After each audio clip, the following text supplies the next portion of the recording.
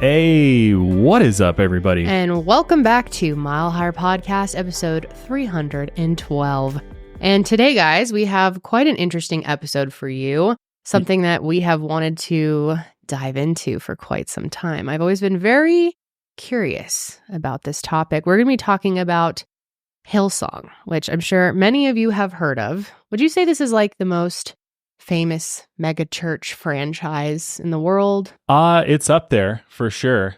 I would say it's one of the most well-known, primarily because I think people have heard of Hillsong music. Mm-hmm. And I think have. any, person that falls under the Christian umbrella likely has heard these songs at, their church at some point in their life because their music is just, it's iconic at this point. I mean, it's really become like a music label. Yeah, well, I think they figured out how to create modern worship music that resonates with, this day and age. Because like for the longest time, churches were primarily singing hymns, right? Mm-hmm. And gotta love good old hymns.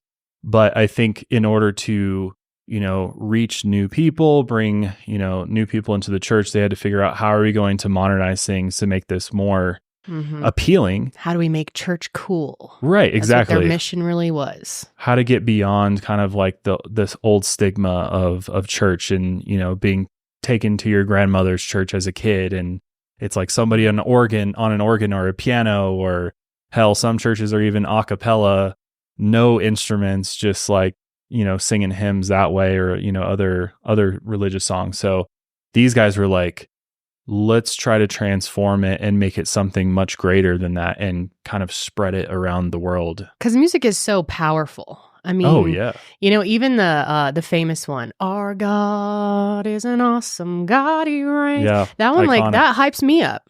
I'm not Christian, but like I get amped. Definitely. I mean, it's interesting because there's a whole, I you could say, music theory behind worship music. There's a reason that they sound the way that they do. The chord progressions are very specific, and it's like a science behind it. Yeah, it's written in a way that it evokes emotion, and so it begs the question: are people, when you're singing these worship songs, are you actually connecting with God, or are you just feeling these inner emotions start to come out because of the chord progressions? So when I was a kid, I used to go to this youth group that my boyfriend used to, like I was in middle school, I had a little middle school boyfriend, and I'd go to their little Wednesday night youth group, and they would always do the music time and shut the lights off, but have some like type of blue lights going on, and kids were crying around me, and I was like, damn, why am I not feeling what they're feeling? But I can see how that could really captivate you and make you feel like you are feeling something ethereal. And specifically spiritual. Yeah. Spiritual. Is ethereal? It works too. Okay. Yeah. It's ethereal. It's spiritual. Yeah. And I get it. I get it too. And there's many times in my life, as I've said a million times on here, I'm sure you're tired of hearing me talk about my religious upbringing, but I mean, this episode really hits home. I never went to a Hillsong church or event, but I went to some churches similar to this and conferences similar to this. And I will say that the way they lay out the music is very, very intentional. Yeah. Like most churches, they'll start you off with like an upbeat song, get everybody up clapping, and then they kind of like it progresses through this different styles, and then it'll kind of lead up to this more somber, quiet, kind of entering into prayer. Tithing comes in. That's when the pastor, then talks about Time to send the money buckets around. Send the plates across. Yeah, there's like totally a method behind all of this that churches, I think, kind of universally follow. Obviously, there's some churches that do it completely different, but I think Hillsong really kind of set the stage for what a modern megachurch looks like. Yeah. I mean, this story, and again, we're not just talking about Hillsong music here. We're talking about literally the rise and fall of Hillsong, specifically the people that founded Hillsong, being Frank Houston and his son, Brian Houston. And not only that, we'll, of course, get into the rise and fall of Carl Lentz. The celebrity pastor of the New York City Hillsong. Fine-looking fella, not going to lie. Yeah, it's this is pretty wild. Like when I started digging into this, I can't help but think of Righteous Gemstones, the show. Oh my God, yes. Was thinking the exact same thing. Because it's like Carl is Kyle, I believe, from the show. Remind Kyle me who that Gemstone. is, He's I never- Adam Devine. Okay, Adam Devine. Sorry. Divine, yes. Yes, very much so. He literally wears like the same because stuff he's like that the Carl, youth minister in the Yes. show too. Yeah. He wears like the same glasses that Carl wears. If you have not seen Righteous Gemstones, please watch it. I think it's up there with my top like 10 favorite shows of all time. It's so funny. It's hilarious. Yeah. Anything Danny McBride does, he's just a genius. But it's yeah. like the dad starts to, the dad is like the head of the church. Misbehaving. They had all the songs too. It's good stuff. And I mean, like I said, I really get it because there is a United or a Hillsong United is like one of the bands, right? Or that's what it says on my Spotify. I'm a big fan of one of their songs and I still listen to it quite a bit in the shower. Even though I'm obviously not a religious person, it moves me. It's the one that, I know it was popular on TikTok too. I think that's how I found it. But yeah, Hillsong United is the band. Lead me where my Oceans. trust is. Oceans. Let me walk Or upon Feet May the Fail. water. Did you know that's like their number one Presence song, I of believe? I see why. That shit gets me. Like, I think it gets turn on the everybody. shower, I turn the lights off in there, and I have a whole spiritual moment with myself. So I get it. But it's really interesting how it was used as a tactic to manipulate so many people. And like most megachurches and all of the, I guess, well, for the most part, we've covered like televangelism, but yeah, we haven't really dove into Joel Osteen. We've talked about We've definitely him. mentioned him in We need like our a whole episode on televangelists. him too. Yeah, I mean, the crazy thing is like Hillsong is just kind of the starting point. There's so many, like when you start digging into Hillsong, then you hear about Elevation, you start hearing about some of these other mega churches across the country that have similar scandals going on in them. And I mean, even here in the church down in Colorado Springs. Oh, Life Focus Church, on the baby. family. Yeah, Life Church, Life Ted Church. Haggard. Is that different than Focus on the Family? Or is that the same? I think it's owned by the same It's umbrella. Focus on the Okay. Family is the organization that runs the church essentially, Right. but they're a much larger organization. And they're the one that has the movie database where they can review it and see if it's appropriate, Yes, right? Yes. Yeah. FocusOnTheFamily.org is where you get all Hell your yeah. reviews from. But no, yeah, Ted Haggard, his whole story is wild too. Mm-hmm. But it begs a bigger question here of like, who are you really being led by? Yeah. Yep. You know? Because a lot of truth has come out about Hillsong in the recent years. The dangerous church founders that Josh just brought up, as well as dozens of accusations of sexual abuse, tax evasion, and exploitation, which seems to really be the pattern in a lot of these mega churches. And again, I just want to make it clear this is not to all churches. There's a lot of great churches out there and a lot of great spiritual leaders. So I know people always get a little frustrated with I us think- when we bring up the yeah. bad side, but how can you not? Well, I think it's the same could be said for any religion, right? Yeah. There's across course. all religious denominations, and there's bound to be some bad eggs, right? There's bound to be some bad people Seems that like exploit there's this. quite a lot, though. It's a discussion I want to have. I have some questions for our religious viewers out there in the most respectful way. I genuinely want to know what they think, because I can imagine it's very frustrating to hear these things and to see these people who really rise within the church and really make a career out of this end up being some of the worst people possible to represent them. And that's got to be really frustrating. So I get why a lot of people don't even want to hear about it, because it just makes the entire religion look bad as a whole. And I'm sure that is triggering and upsetting. But I think it's an important conversation to have if we want to, move past some of those things and bring religion into a better light. You got to dig out the dirt before. Yeah, and I mean, I want to make sure it's clear too. Like, I think we see most of these types of issues in the larger churches, the mega churches, where it seems that they've gone beyond just being a church, and now, like in Hillsong's case, they're a mega corporation, right? Mm-hmm. And when you bring in the type of money that they bring in, I think temptation is always going to be there for those that have access to it. Something about it is what draws those people in to begin with. Like, some of these people see that opportunity and use getting their way up in the church to get to their end goal, which isn't really spirituality in the end. You know what I mean? It's egotistical. Yes. It's like it's all about them. Attracts like, how is this going to better narcissism. my career versus my actual mission to spread Exactly. the word of God Exactly. and expand the kingdom of heaven? It's like, did they lose sight before they started, or as time went on? I think that's a really good question, and I think one that is very hard to know, because obviously these people that have risen and fallen will probably answer that one way, but I think to the rest of us, we're like, I don't know. It kind of seems like you had bad intentions from the beginning. Yeah. But I think it's also I think it's really the structure of the way that this church has been built and the influence that it has. I mean, this is a massive, massive entity. Mm-hmm. And I mean, the services are like concerts. I mean, there's to be fair, there's a lot of churches that have concert-like experiences these days. And I think it's because we have technology, so why not like make it a better experience for the people coming? But it makes it more fun. I get it. Yeah, well, you want to attract people to your church. That's the whole point of like creating new churches, is you want to build a congregation, you want to bring new members in, and so that's one way to do it. Like if you have two churches to choose from, are you going to go to the church where it's like somebody playing an organ and one person singing, or are you going to go to the church that has a full band? Yeah, and is like and the light show and it's like a rave, some of these, yeah. What is especially a younger person who maybe has only known this and has never experienced what a traditional church looks like. Mm-hmm. They're gonna go for the rock star experience. They're gonna be like, that's enticing to me. Mm-hmm.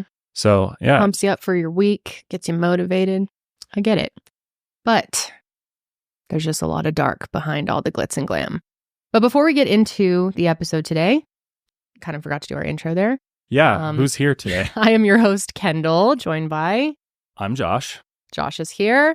And today's a little different. We have Ian and Tom, who you guys don't often get to see. I think you did do one episode a while back. I've been on camera for 2 different Mile Higher episodes. The first one was the Vatican murders. Yes. Yep. And then I helped out on a different one, but I intentionally sat off the side because it was like one of my earliest days. And I've been on Lights Out like 3 different times. So yeah. And you saw him in our documentary. And the Derby. And the Derby. The Derby as well. But we're happy to have you here today. And Ian, of course, always happy to have you. Happy to be here. Sorry. Oh my God, what's wrong? It's just the lingering congestion. But happy to be here, guys. Yeah, you pulled it together. You're pretty sick this week, huh? Mm-hmm. Great today, though. Great today. Amazing. Yeah, we need you today. Yes, because we are down a woman. Janelle just had gum surgery, and unfortunately, she looks way too ugly to be on camera. Her words, not ours. Yeah. No, but she does look ugly. Okay. I'm just kidding. She's always beautiful. And her teeth are looking amazing. But yeah, she had pretty serious gum surgery, and it's just sore. So it's not just a matter of how it looks, but yeah, she just had it yesterday. So she is not here today, but wanted to send her best. Shall we jump in? Yeah.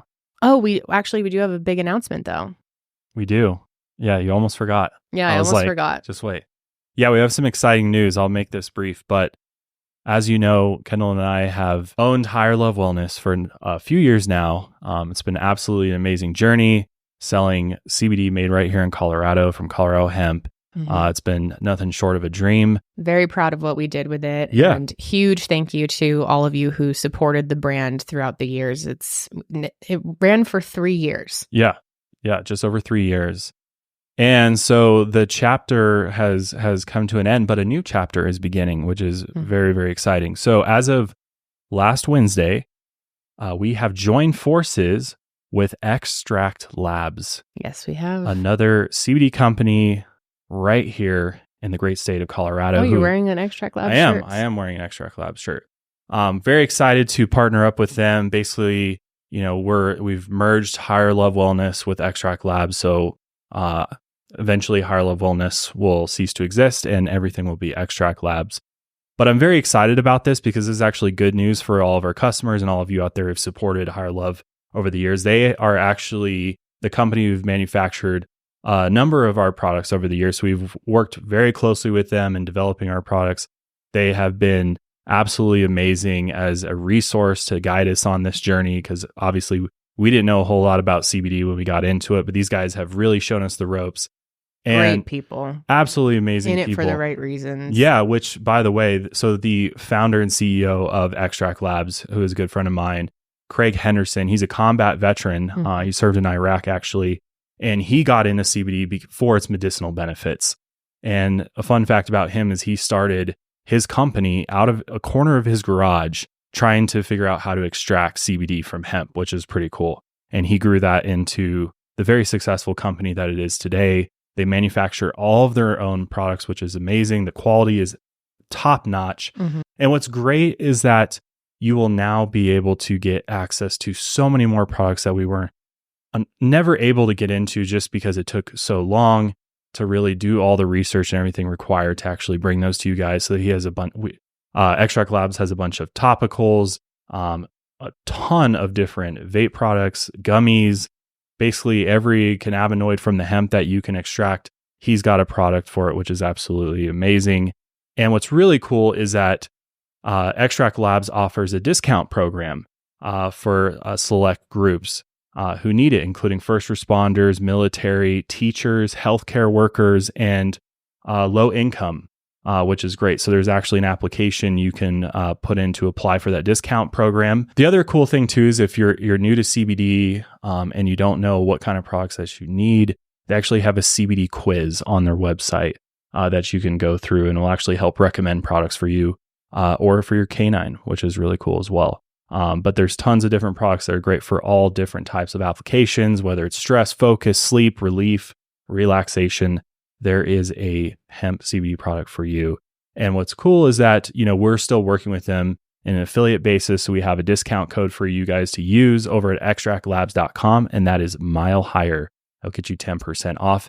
And because we've joined forces with them, prices have been able to come down on all the products across the board. So that is Save a lot great. More We're able to pass all those savings on to you guys, and in addition, give you that 10% off code with Mile Higher. And we still are involved in the company as well. But we made the decision to join forces with Extract Labs because we are launching another brand here pretty soon. We're really excited about that. And and we'll have more information about what exactly that is and when it's coming and stuff. Huge hindrance for us was that YouTube has just not caught up with the times. And we figured when we started the CBD brand that, marijuana was legal in many more states at that point. And we figured CBD, it's sold at the gas station here in Colorado and in many other states. So we always thought it'd be fine. But YouTube and Facebook, Meta, Instagram, all really cracked down on discussion about CBD, promotion about CBD. So I'm sure you guys have noticed we've barely promoted our own brand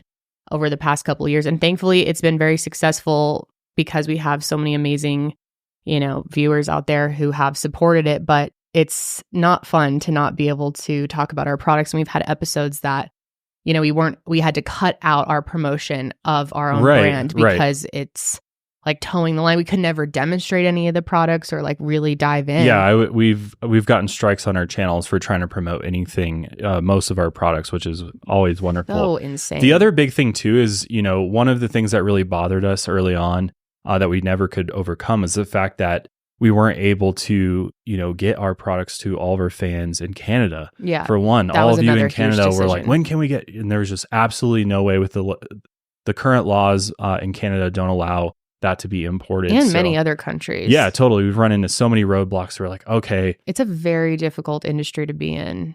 Yeah, it's very tough. And like, that's why we're like, we need help from the experts. And, Craig has been a great mentor to me. And, I'm happy to be, on his team now and, kind of revamping things and going on the journey with him on the CBD front. But with that being said, we wanted to, we wanted to create something else. I have a really, really cool idea that we have built together. It's much more than idea now. Yes. It's very close to coming to you guys. We've had it in progress for a long time and have worked really hard on it.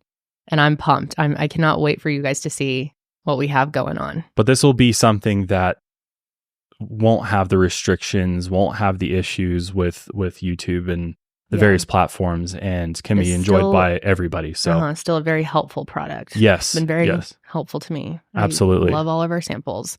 So anyways, more on that coming in probably the next month or two. Mm-hmm. So, and thank you for your patience listening to that little tangent. But we actually do have no sponsors for this episode, so we figured it was a good time to take some time to talk about what we've been doing behind the scenes. But and appreciate all of you for your support. Seriously. Love. We really do appreciate We've you guys. had some amazing, really loyal customers who have been ordering on a consistent basis since we started, and truly, thank you. All right, well, let's just jump in and get into Hillsong.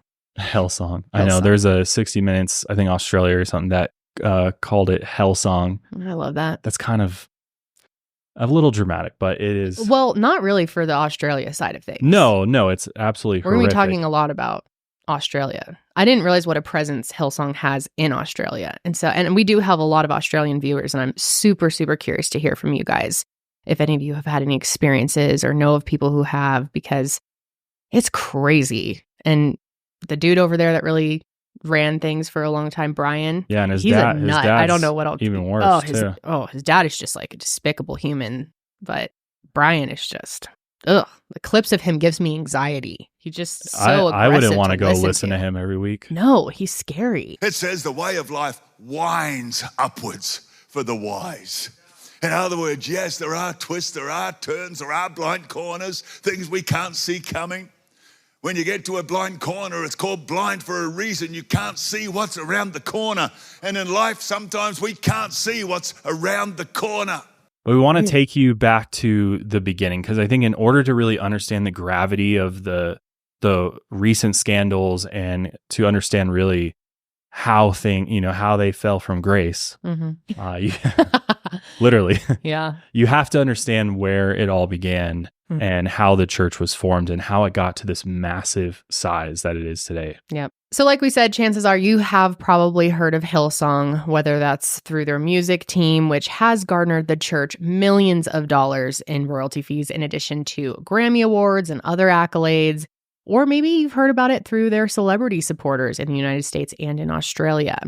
In 2020, the church had a fairly solid reputation in the United States. However, all that came crashing down pretty recently when Pastor Carl Lentz, known for his celebrity sermons and designer outfits, he's quite the fresh dresser, was fired for having an extramarital affair while still preaching. So we love that. Love the hypocrisy. But Carl really is only the tip of the iceberg. His firing brought to light allegations of sexual abuse across the board, also financial crimes, and most notably, crimes against children that had existed before Hillsong itself was ever established. I mean, this goes back pretty far.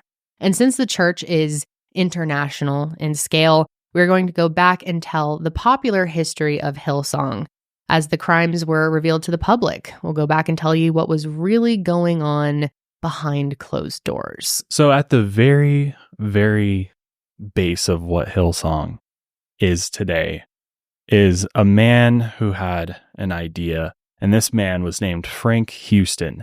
He was born on April 22nd, 1922 in New Zealand. I hate that. We have the same birthday. Yeah, I'm sorry. His early life is pretty murky. We don't really know much about it before he became a preacher. Only that he married his wife Hazel while they were still both young and were struggling to make ends meet. Frank had been raised a Christian, but it doesn't seem like it was in the same vein as American Pentecostalism, which he would soon preach. Though Pentecostalism was spreading in the U.S. and was known for speaking in tongues, snake charming, fire and brimstone sermons, and open-air congregations, New Zealand still had a small movement. And Pentecostalism, I think, is like one of the core beliefs is the speaking in tongues, because not all denominations believe in that. But you always hear the speaking of tongues. You maybe have seen clips of people speaking in tongues. Oh, yeah, I have. I find it quite fascinating. It is. It's very fascinating. Let that Holy Ghost language come up out of you. Go ahead.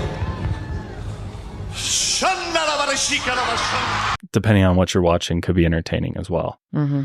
But around the time that Frank turned 18, he attended a Pentecostal sermon delivered to a tiny congregation, and he was completely captivated by it. He's like, what is this? This is amazing. He couldn't believe how much the people surrounding the preacher held on to every word, and how for the first time, he felt the power of God in the room through the preacher's theatrics. So it's very like animated. You know what I mean? It's like interesting to watch a lot of these Pentecostal preachers. There's even Pentecostal preachers down in Texas that bring the rattlesnakes out. Have you ever seen that before? No, I had no idea rattlesnakes were involved in any of this. Oh yeah.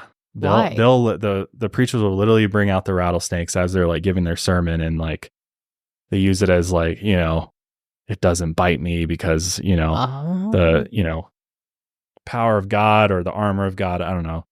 It's pretty wild though, but entertaining if you're in, I don't know, or scary depending on how close you are to the preacher. If he's whipping around a rattlesnake. Well, and I think it's important to note, like in the beginning, this first wave of Pentecostalism is happening right around the time before and then during the Great Depression. So a lot of Americans didn't really have anything else to do, and they were really poor.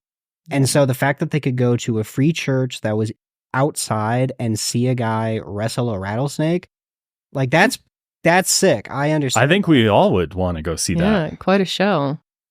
Has anybody here watched X-Files? No. You should. Where they have a whole episode dedicated to a guy who wrestles rattlesnakes as a preacher, and it takes like a whole like supernatural turn. It's also loosely based on a true story of a preacher who didn't kill himself, but got killed by a rattlesnake during a sermon. Oh, damn. So it has really happened. Oh, I was yeah. just about to ask. I'm sure. Oh my gosh. Definitely. A pastor is dead from a poisonous snake bite. The 10th time he'd been bitten, and the 10th and final time that he refused medical treatment. I know it's life or death every day. I realize that. I choose that. I believe this is what the Bible means. Coots and his followers believe they are called by God to handle venomous serpents. It comes from a passage from the Bible, which they take literally. They will pick up serpents, and if they drink any deadly poison, it will not hurt them. Fans tell us all the time that we need to watch X-Files. We really got to get into that. Can't believe we've You never shouldn't seen ask it. me for an opinion because I'm hyper biased about it, but it's the greatest thing ever made. It's incredible. And plus, because of the show you guys do, you'd probably find episodes to do. Totally. Things on I've X-Files. seen bits and pieces of X-Files over the years through the various topics that we cover for sure. But yeah, that sounds like an entertaining one for sure. So whether it's based on true belief or wanting the same level of attention, Frank began training as a Salvation Army officer and would soon start preaching at an all-boys facility. He stayed at the Salvation Army facility until his late 20s, fathering 5 children with Hazel, including Brian Houston, who is the other big piece of the story, who was born on February 17th, 1954. In 1960, Frank left to start preaching to a congregation of his own and transferred to the Lower Hutt Assemblies of God in the small town with the same name, Lower Hutt. Lower Hutt. I like that. Never heard of that. Also, here Frank became known as a charismatic, personable, and incredibly fiery preacher.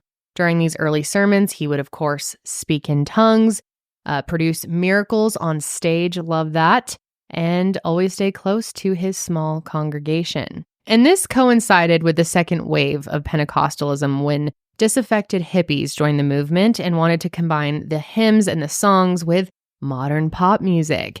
And this entranced young Brian Houston, who was only a teen at the time, and he saw how the church could spread the message to young people. And Pentecostalism grew in New Zealand with Frank as its prominent voice. He served as the superintendent of the Assemblies of God in New Zealand from 1965 to 1971. And again, Frank was very close to his church. He would host cookouts, spend a lot of one-on-one time with congregants, and often stay at family members' homes until late in the evening. And this is why it surprised everyone that in 1977, he moved his family to Sydney, Australia. Frank initially said in sermons that one day, while looking out his window, he saw wheat fields and said God told him that, quote, "There's a harvest for you in Australia." In reality, Frank was fleeing something else. So then in 1977, Frank Houston founded the Sydney Christian Life Centre in the suburb of New South Wales. Shortly after its foundation, Frank's son Brian began holding his services at a school in Bockham Hills, later naming the hall the Hills Christian Life Center. These early sermons were a far cry from the Hillsong of the present, but for one, there was less than 20 congregants, and while the music was still necessary for Brian's services, they were the same licensed hymns being sung in his father's church. Have you heard hymns before? Have I heard hymns before? Like, there's obviously like modern takes of hymns. No, of course I have. But have you ever you've probably never been to like a little church where it's like everybody's standing and singing hymns and there's like Josh, a person on the piano. You're married to me. You know my stories. I used to go to that little church all the time. That was right next door to your like megachurch. My parents took us to like this tiny church just to get a taste and we weren't Christian or anything, but my parents liked us to be exposed to different religions. They sang hymns there? Oh yeah. And there was a piano and an organ.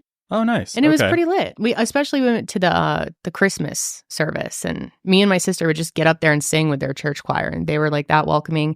It was very low key. The pastor was lesbian. It was very cool vibes there. Nice. Mm-hmm. But it was small, like maybe 100 to 150 people, but the stained glass windows, and it was a good experience. Yeah, I think some of my best church experiences were in teeny tiny churches. Yeah. Like I went to a church in a teeny tiny town in the mountains called Jamestown one Sunday, and there was like 30 people there. And I feel like that's how it really should be. And it was just like break open the hymns book and just like one person on the piano mm-hmm. and everybody's just like singing the hymns together. And I was like, oh, okay. At the time, I thought that was lame because I was like a teenager. But looking back, I'm like, oh, that was kind of cool. It felt like very intimate and spiritual. And I think because I went so occasionally that it was always cool for me. And they had donuts there. I was always down to go to the There's church. always donuts and coffee at churches. That's like the fair trade-off. You're giving up your Sunday, you get a donut. It's a pretty fair deal. Can't argue with that. I had my fair share of donuts on Sundays. Yeah, but it was your church that I went to with you in high school with your parents. That was my first that was a mega church, right? It was huge, dude. We were like up in the rafters. I don't know. It's small compared to Hillsong. Yeah. But it's still like what? I think 600 people? Oh, I think that church sat like probably at least 2,000 when it was full. Okay, yeah. So and we were up at the top because there was no more room, or maybe because your dad just didn't want to see people, so we hid. Yeah, we were always late, so we sat in the back or in the balcony. But that was like really eye-opening to me. It was, and it wasn't as like Hillsong level entertainment, but it was still like the band and the lights and sound system.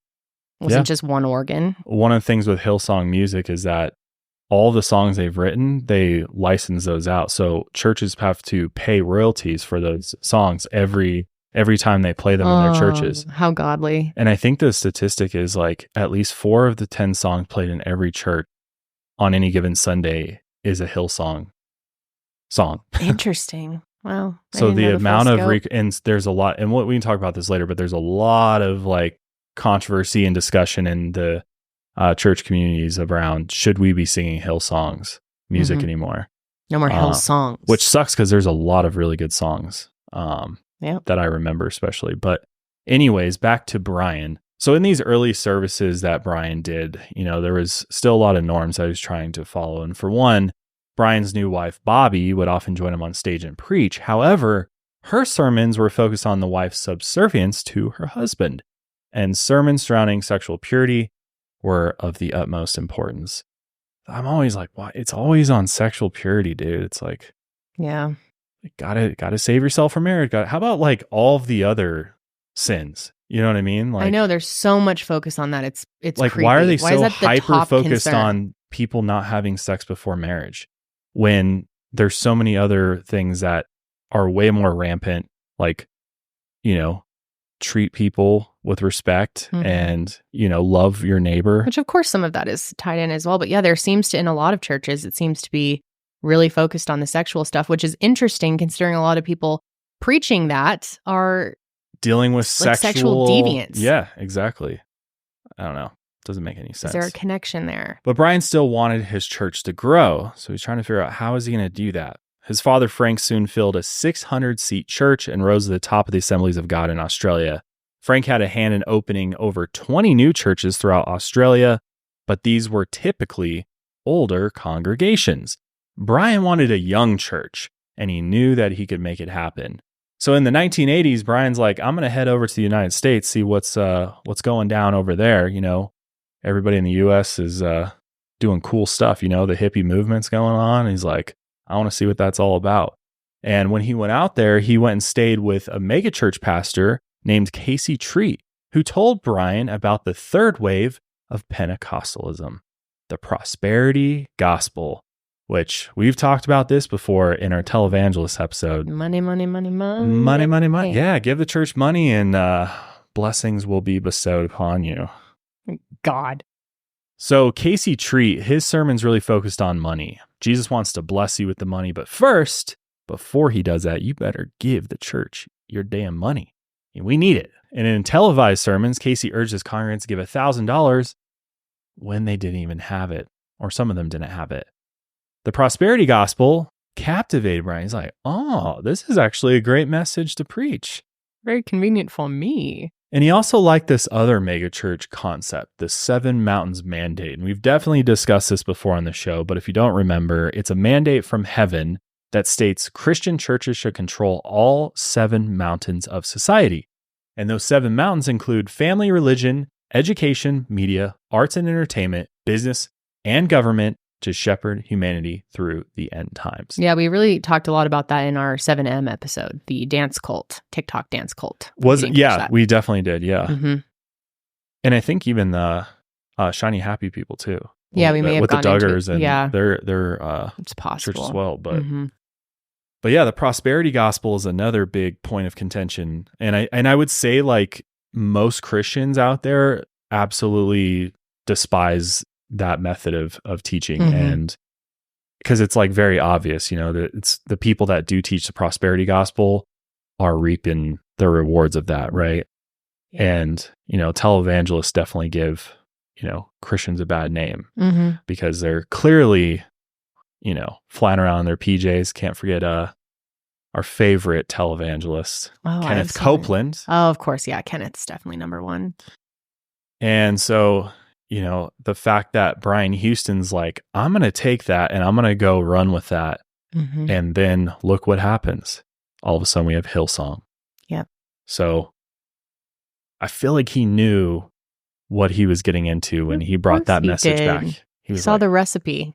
Right. Which, not to beat a dead horse on a topic that has been mentioned so many times, but you know, for anybody out there who is listening, who is into that, Jesus said, don't do that. Like, yeah, he was very anti-materialism, and, you know, there was endless amounts of things, both in the Old and New Testament, that were like, yeah, if you're hoarding after money, then we're not going to see you in heaven. So maybe don't. That's what I always get so confused about, is that was what Jesus was all about, right? Pretty much. Yeah. He was like, live a good life, don't store up worldly possessions. That's pretty much it. He was low key as fuck, right? He wore like rags basically and sandals and yeah, regardless of whether or not you believe he was a son of God or not, he was just a chill dude that was like, yeah don't do any of this. Yep. Well, and I mean, even the very book to which they preach from literally says, as you mentioned, the exact opposite. I actually have the verses. Timothy chapter 6, verse 10 reads as follows: "For the love of money is root of all kinds of evil. Some people eager for money have wandered from the faith and pierced themselves with many griefs." And then it's so funny to me because these televangelists, they have the PJs, and what was the guy's name his last name was literally Dollar, right? What was? Yeah, I forget his name, but it's like his nickname or whatever. It was just his nickname. He doesn't. I don't think his actual name is Dollar. I think it was. Really? Did you? I don't think Ian did that episode, but yeah. And he had his PJ, and then he was trying to get the whole church to fund him getting his PJ. And it's so interesting because he's like, and all of them really are like, this is what God wants for us. This is what Jesus would want for us to have prosperity and have the greatest things in life. Convinced his followers that Jesus wanted him to get a new Breitling watch. So yeah. And like, it's so Jesus sad that people actually believe that. It wants me to look good because it'll help me reach more people. Yeah. Well, that's the thing, is it's always under the guise of it's going to help further the kingdom of heaven if I look good. And if I have a PJ, so I can fly to other people and spread the word. Right. But they spin it of like, this is marketing. You know what I mean? Like, I'm marketing the church and helping bring in new members who maybe think the way that I'm trying to look, you know what I mean? Or identify with me because they see what I'm wearing and they see the way that I present myself, that they would be more apt to come listen to the word of God, which is like so twisted. But that's the way that they're trying to spin it to their congregation, is like, this makes us all look good because if I look successful, it looks like the church as a whole is successful. Mm-hmm. But then taking it a step further and being like, if you give the money to, like, making this promise to the congregation of, if you tie to the church and give even more than you can afford, right, you sow the seed that God will then, come in clutch and fill up the bank account for you. And that has left a lot of people in very, very terrible financial situations. Yeah, it's actually extremely sad how many people have just been devastated. Right. Mm-hmm. Right. Were you guys talking about a Creflo Dollar? Creflo Dollar. Creflo Dollar. Yeah. Crazy name. That's his real name, right? It's from what I can tell, yeah. Yeah, I don't think it was his nickname. Creflo Dollar. What, he changed his last name to Dollar? I can't remember. There's we did that episode a while no ago. fucking way his last name is Dollar. No, that's his name. Creflo Dollar? Yeah. And then he was trying to finance his private jet through the church. Yep. Creflo A. Dollar Jr. is his real name. I love it. Wow. Oh, the televangelism episode is one of my favorites. We will link that one below for those of you who didn't get a chance to see it. Which, I mean, to be fair, Frank and Brian, I would say, fall under televangelist to some extent. Yeah. Hillsong has their own television like channel or network or whatever. Oh, they are so righteous gemstones. Yes. Like, I wonder, literally, the inspiration really had to come. Which I misspoke earlier. It's not Kevin. It's Kelvin. Kelvin yes. Gemstone. Yeah. Gemstone. Okay, that's what confused me. Yeah. Yes, it's Kelvin. Mm-hmm. And gotta love Keith too. Oh, Keith. The Satanist one of the best that comes characters. and joins the church. Oh, he's so great. Anyways, so getting back to Brian Houston, we don't know whether Brian followed the mandate out of genuine belief or because he knew its potential. But when he returned to Australia, he started on his first mountain baby, music. And I want to say that I think it's very obvious at its core is a record label. Like, the Hillsong music is so massive. I think they've sold over 1 billion records to this point, generated millions and millions of dollars in royalties and sales, concerts, tours. Their musicians are rock stars. The Hillsong United, which you brought up earlier, is the famous band from Hillsong. I remember growing up playing on the floor in my living room on the weekends and having my mom jam out to Hillsong United. My mom loves Hillsong United. Does she know about any of this now? That's a good question. I wonder I bet she probably does, but I don't know. I don't know how. My mom isn't really like plugged into the rest of the world so much. She's not. she probably doesn't know about this, but she definitely was a big fan of Hillsong music for sure. I get it. An early congregant and friend of Brian's was an Australian musician and songwriter, Jeff Bullock, who wrote all of the early Hillsong music. And they teamed up with child star turned musician Darlene Check, who wrote contemporary gospel music that was more in line with the popular music of the time. Soon enough, Brian's congregation absolutely exploded, and he and his father, Frank, rose to the top of the ranks of the Assemblies of God in Australia. Soon the music became more famous than the church. And one of their most famous songs, There Is a Song in the Hills, inspired Jeff to tell Brian that they should rename the music team to Hillsong, as it was definitely more catchy than the Hills Christian Life Center music team. But Brian actually wouldn't make this name change for more than a decade later. In the early 90s, with Brian's church outshining his father's in Australia, he started licensing the music to other churches worldwide. And Jeff said that this was basically, quote, a license to print money. So which it really is. I mean, these songs become so popular that other churches are like, we'd love to like play these songs because we're tired of playing all the songs of old. You guys are coming out with all these bangers, and our congregation's asking us like, can you guys play these songs? Yeah. But like, yeah, sure, but you got to pay us a royalty fee for that. It's pretty crazy that out loud he would say it's a license to print money. You'd think he'd keep that one in your head. That was Jeff saying that, who at this point in true. time, he's, we'll get to it, but he definitely is not the biggest fan of Hillsong these days. Yeah, that makes sense. Also around this time, Brian's style of delivering sermons also changed. Before, he was this skinny, mustached, and more followed his father's traditional style, but now he had built up muscle and he wore custom suits and became very obsessed with money. Jeff said that, quote, Gianni Versace was the patron saint of Hillsong. Brian wrote a book called You Need More Money. That was actually what it was titled. And Bobby began writing books like I'll Have What She's Having, which again focused on subservience to your husband and maintaining yourself physically and sexually for him. Cannot roll my eyes harder at that. And still, Brian's sermons were obsessed with sexual purity. If members had gotten pregnant outside of marriage, Brian would shame them in front of the whole congregation, which is very similar to, again, bringing up 7M and kind of his methods. I'm blanking on his name now. Robert Shin. Robert Shin. Yes, Robert Shin. They did all of that as well.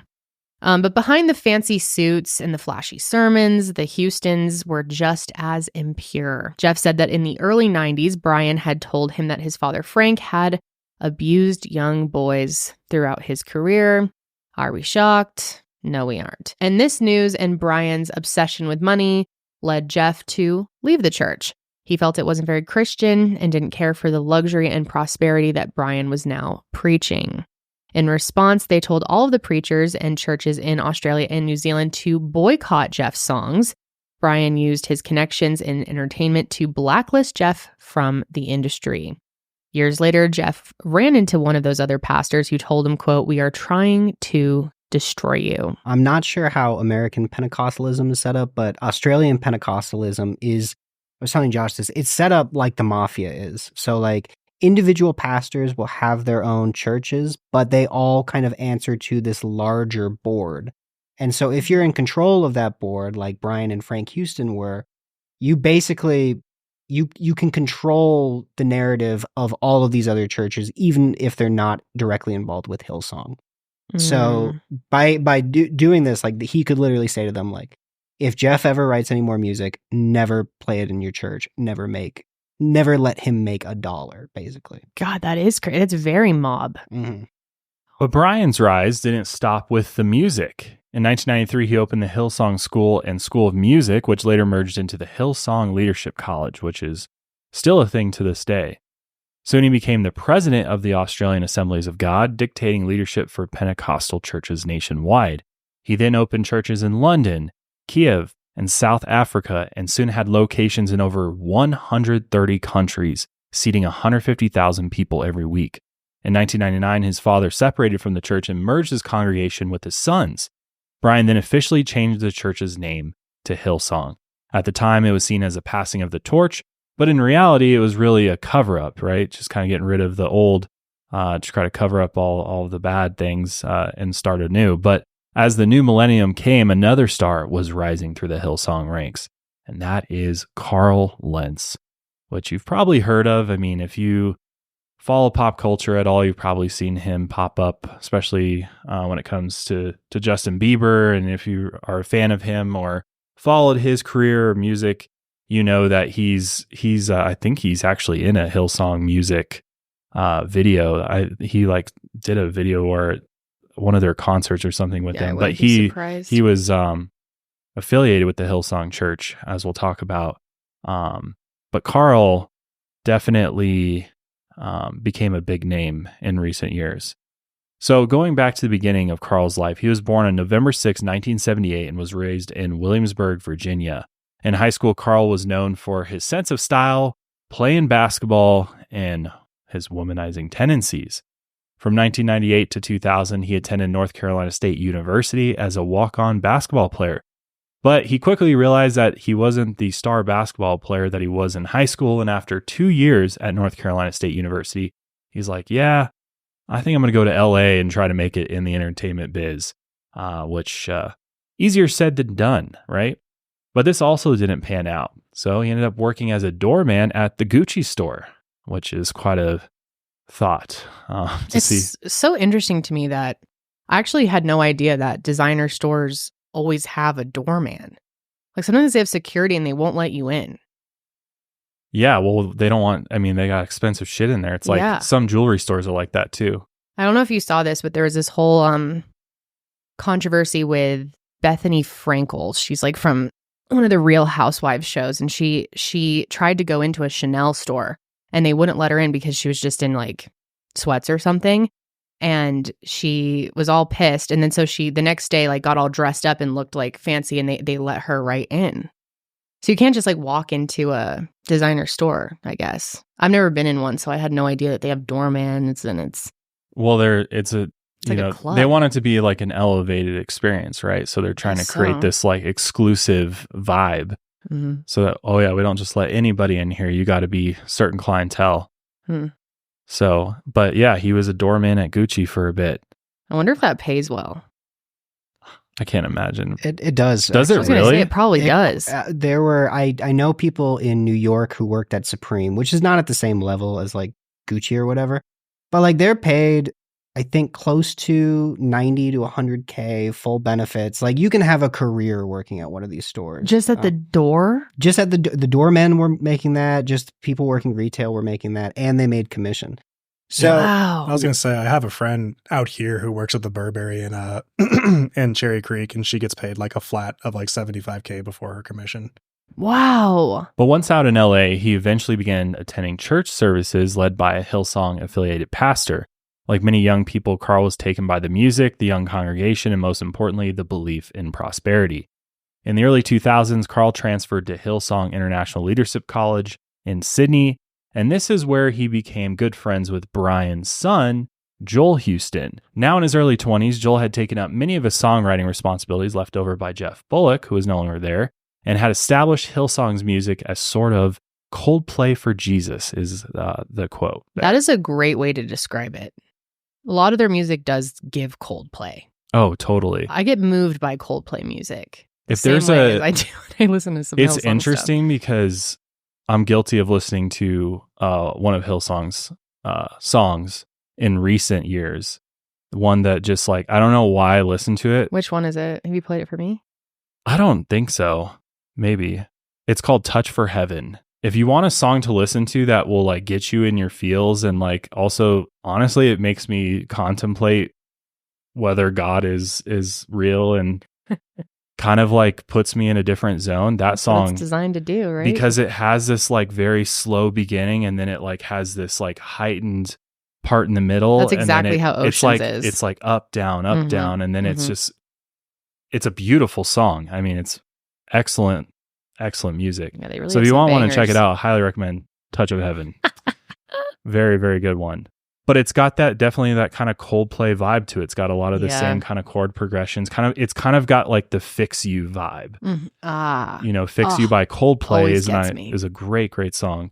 And a lot of Hillsong's I hate saying Hillsong songs, but their music is very similar to a lot, especially like Fix You and some of the slower songs by Coldplay, I would say. But yeah, Coldplay for Jesus. So as Carl became closer to the Houston family, Brian began to see Carl as a pupil. Sure, he didn't like the tattoos or the long hair, but for Brian, Carl represented what he wanted out of a Hillsong pastor. Because if you remember, his whole goal from the very beginning is like, how do I get young people in my church? And now he found this guy who's dressed in the current style. He's very charismatic. And of course, this guy is sexy AF. He's just got this, that's not my analysis of him, but just like, come on, to pop culture and to society, he's a good looking chap. As they say on the internet, he's a good looking guy. Is that what they say on the internet? I'm not going to say that. I'll say it. He's a good looking guy. He is. He's good as fuck, bro. He is, but his personality is so off-putting. And the hair. Yeah, we'll get to the hair. We'll get to that disgusting the whole hair section. Yeah, he's changed it now, but in the beginning, it was really not working. But this dude he looks like an overpaid coffee barista. Oh, totally. 100%. In like some industrial coffee shop who like moonlights as like a construction worker and makes that his whole personality. Totally. Yeah. So Carl, he interned for Brian throughout his stay at Hillsong College, and that's when he eventually met Laura Lentz, whose family had been close friends with the Houstons since she was a child. And once Carl finished his studies, he ended up marrying Laura, and the two of them moved back to Virginia to lead the youth ministry at that Waves Christian Church, which again was a megachurch founded by an Australian Hillsong affiliated pastor. But before we continue with Carl's story, we should explain Hillsong College a little bit, because Carl's experience was certainly not the norm. And I think a lot of the experiences at this college, I'm sure, can be found across lots of other colleges like it. I mean, we even have friends who went to kind of a similar type of college, and they had some wild stories from their college as well. Oh yeah, you know what I'm talking about. Yeah, we brought them up in the past episode. They were like, now in retrospect, they were like faking speaking in tongues and telling us what that was like. So they were just trying to fit in, and probably a lot of similar messages being sent to them as well. Oh yeah. So most Hillsong College students were attracted to the music school. Others had simply attended Hillsong services back home and wanted to learn how to preach from those who they, of course, looked up to. Back home, the churches they had participated in seemed to be accepting. They assumed that the center of Hillsong would provide the same level of, understanding and acceptance. Some music students had volunteered 60 hours weekly at their previous churches before moving to the college. And the first thing every student had to do was complete a working with children's check, in which the students would be questioned in a room of 20 pastors about their past. I cannot imagine how stressful that would be. But they were asked questions about their sexuality, if they ever had sex before, if they ever masturbated, and if they had any childhood trauma related to sexual abuse. So, I mean, just that experience alone is so traumatizing. And I'm really curious, Josh, and I feel like you've explained this to me before. You definitely have. I am so confused and concerned. I don't understand why masturbation is seen to be such an evil thing in the church. It's because why? Well, it's because the belief is that it will lead you to want to have the real thing. Because if you experience, an orgasm through masturbation, then it will make you want to have real sex. You'll get tired of masturbating and be like, I want the real thing, because that's kind of like what the natural progression would be. That seems so backwards to me. Why not encourage them to do that? Just be like, hold yourself over. And again, like, this is very, very subjective. So like, this is purely based on my experience. I think there's a lot of churches that have a more modern take on this and wouldn't look at this the same way that Hillsong looks at it. But in my upbringing through the churches that I attended, in my small groups, which they would separate boys from girls, we always talked about this. And whenever this came up, we were explicitly told, do not masturbate, which try telling a bunch of 14-year-old boys to not masturbate. And that just, to me, seemed or watch porn, wildly or inappropriate to even bring that up to a group of children. Or look at even girls in bikinis. Like, God, I'd be so pissed if Holly was somewhere and some strangers were talking to her about that. Well, it's like it goes back to the sexual purity thing, because I think the leaders know that if we want to get these kids to the finish line, which is waiting till marriage to have sex, it's more likely going to happen if they refrain from masturbation. Which, again, I don't know if there's any scientific data to back that up. But like, as far as I understand what I was told, that is the reason, is that if we was like free game, like go ham and all you want, they were worried that it would then escalate to the next thing. And also, whenever this is getting pretty like TMI here, but obviously with masturbation, what usually comes along with that, right? Well, for guys, most guys need something to masturbate to. So girls that's too. So that's also bringing in lust, and a lot of those other feelings. And also, could it lead to men objectifying women? From the church's point of view, like, they wouldn't want you to lust after somebody. Like, you're not supposed to do that. And masturbation goes hand in hand with that, right? According to the church. And so in order to masturbate, you're lusting over somebody or something, right? Yeah, I guess so. It seems backwards to me. Like, it'd be a nice way to I think it's just hold you over. It's just a logical. You would think it'd be. That's like, I don't know the way I see it, but it just seems so. I don't know. As a guy, I think that it would be a slippery slope, because I think you would eventually be like, okay, I'm tired of doing this. I want to experience the real thing now. And I've been watching all these videos of the real thing, so I'm just going to go do that. So I think it's just trying to shelter you from all of that altogether by saying masturbation is bad. That's what I was told. It's just so creepy that conversation even happens. And it's not just in Christianity, it's in a lot of religions. Yeah, totally.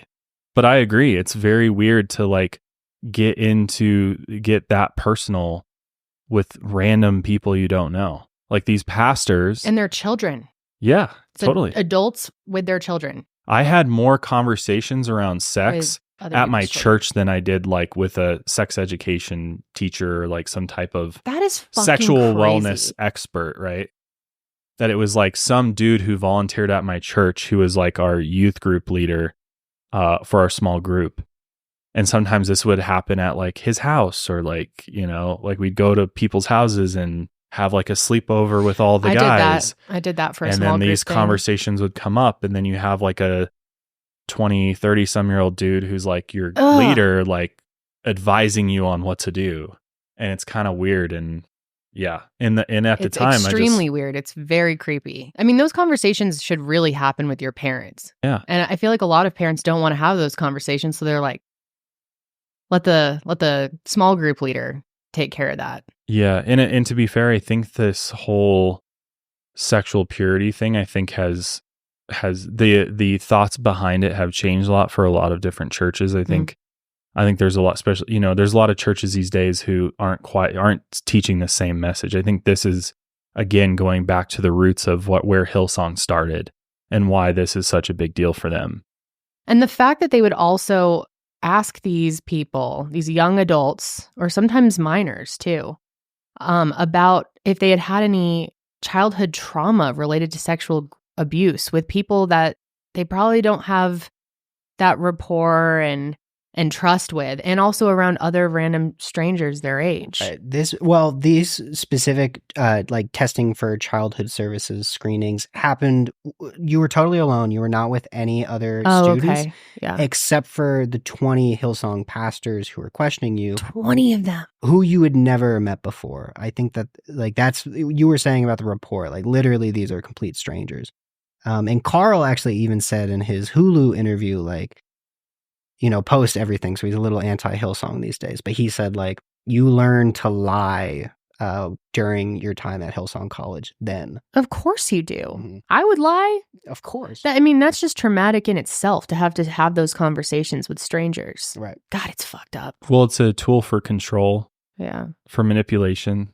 And also you have to remember they're trying to create an experience that's unique to their college, right? And so they're trying to protect that experience at all costs. And they're also trying to get this information so that they can hold it against you for later. Totally. That happened to me.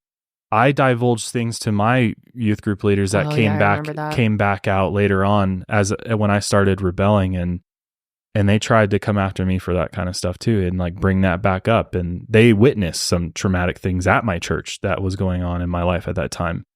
And that was used against me as well. And it's a control tactic. It's also fear-based so that we can fear you into basically doing what we want you to do, because ultimately they're trying to protect themselves at the end of the day. The leadership's trying to protect themselves, but then they're also trying to keep everybody else in it and like on the same page as them. Because as soon as somebody goes rogue, that's a problem for them.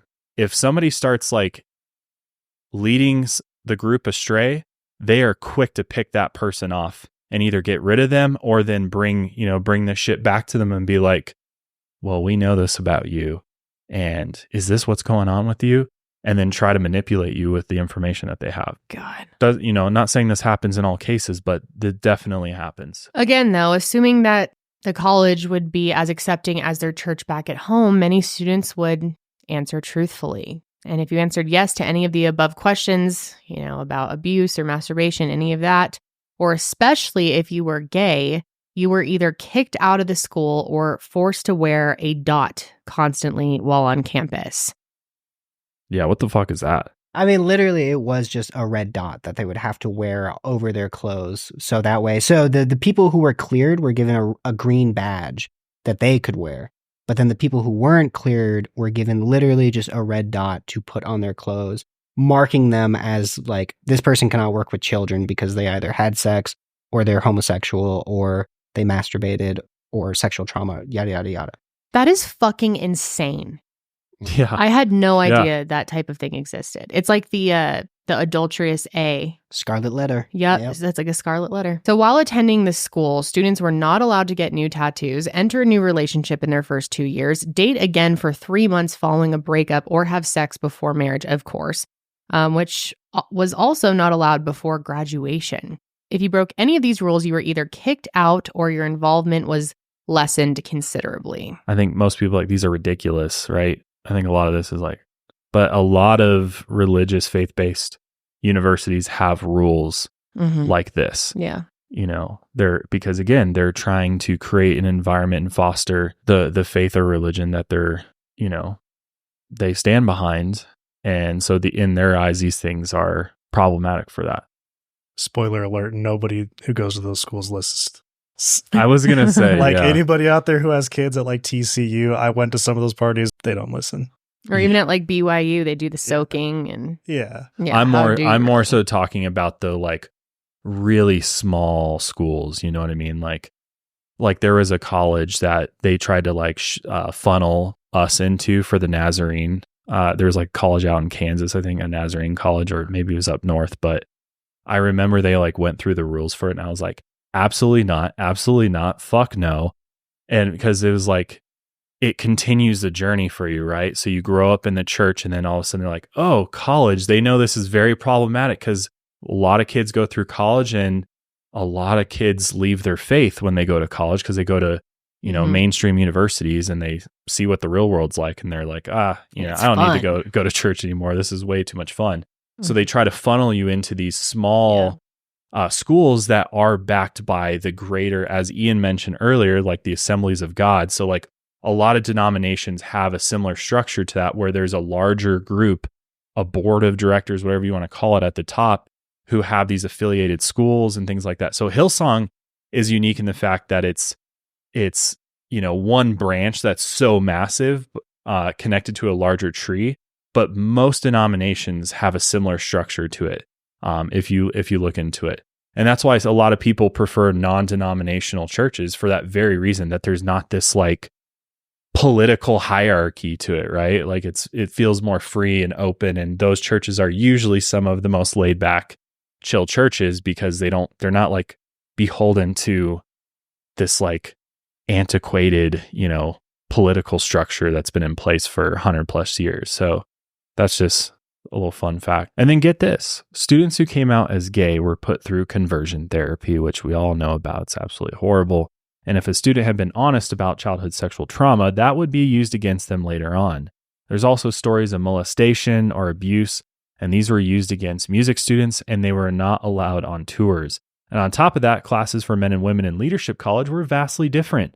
The men were taught how to preach the Hillsong way, while the women were hammered about sexual purity, dressing in a certain way, so that they didn't lead other students into temptation, and of course the importance of marriage and how that was their way to becoming an actual pastor. The one thing Hillsong College was good at producing was preacher couples, and due to the harsh nature of the sexual rules surrounding students, many would take relationships seriously early on and marry just after graduation, which is exactly what Carl and Laura did. And they had done this before they even preached at Waves Church in Virginia. When Carl began preaching at Waves in the early 2000s, the congregants were pretty surprised. He was much younger, buffer, and better dressed than the previous youth ministry pastor. But more importantly, he was more intense about his beliefs. Carl took up Brian's belief of no acceptance or tolerance for premarital sex. He set out rules for his congregants. You couldn't kiss your partner until you had dated for a year, and you couldn't say, I love you until you propose. And of course, you couldn't have sex before marriage. And if young congregants did tell Carl that they had sex, he would yell at them, single them out, and make an example of them out in front of the entire rest of the congregants, ultimately embarrassing them in front of their peers. But other members of the church were shocked to see this new Carl, since they knew the old Carl back in high school, who was known as a heartbreaker and had his fair share of premarital sex. On top of that, other members started gossiping about how he openly flirted with women members. One anonymous member even alleged that Carl tried to sleep with an employee of the church who actually turned him down. And due to this hypocrisy, Many members who had been embarrassed or knew Carl in the past decided to leave the church, but others, attracted to his demeanor and to his style, joined in droves. Carl continued to preach at Waves until 2010 when Joel Houston asked him to help open a Hillsong church out in New York City. Because, at this point, Hillsong had already, begun to spread through the United States through affiliate churches and smaller congregations. It had yet to open a church of the same magnitude as the one back in Sydney. Joel's goal was to open Hillsong New York, and guess who'd be the head pastor of that? None other than Carl Lentz. But this wasn't the same group of pastors who opened Hillsong in the 70s and 80s. The men who opened Hillsong New York were young, rich, and ultimately stupid. They rented out an entire apartment building in Williamsburg for the heads of the church to live out of, and ultimately was described as a giant, quote-unquote, frat house.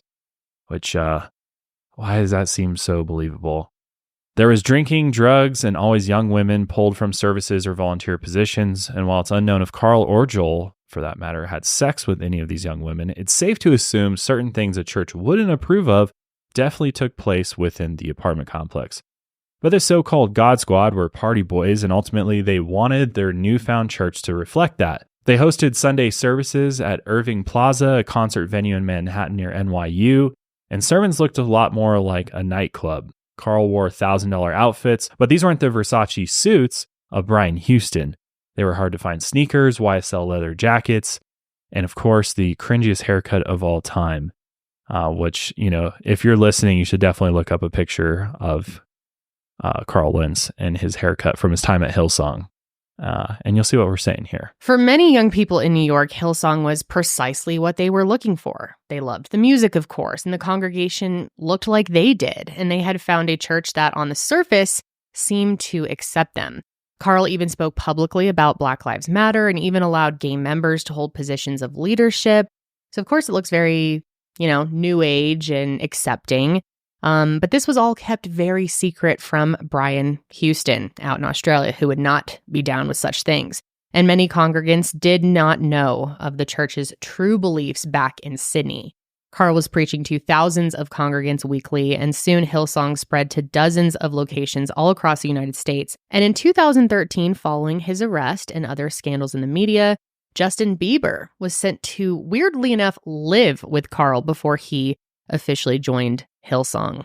I forgot he was arrested. What was he even arrested for? I do believe it was for reckless driving. Oh, right, yeah. But this was also after the monkey thing and all those other... what was the monkey thing again? Where he was trying to take his pet monkey through customs, I think, in Germany. And then he left it there. Mm-hmm. Yes.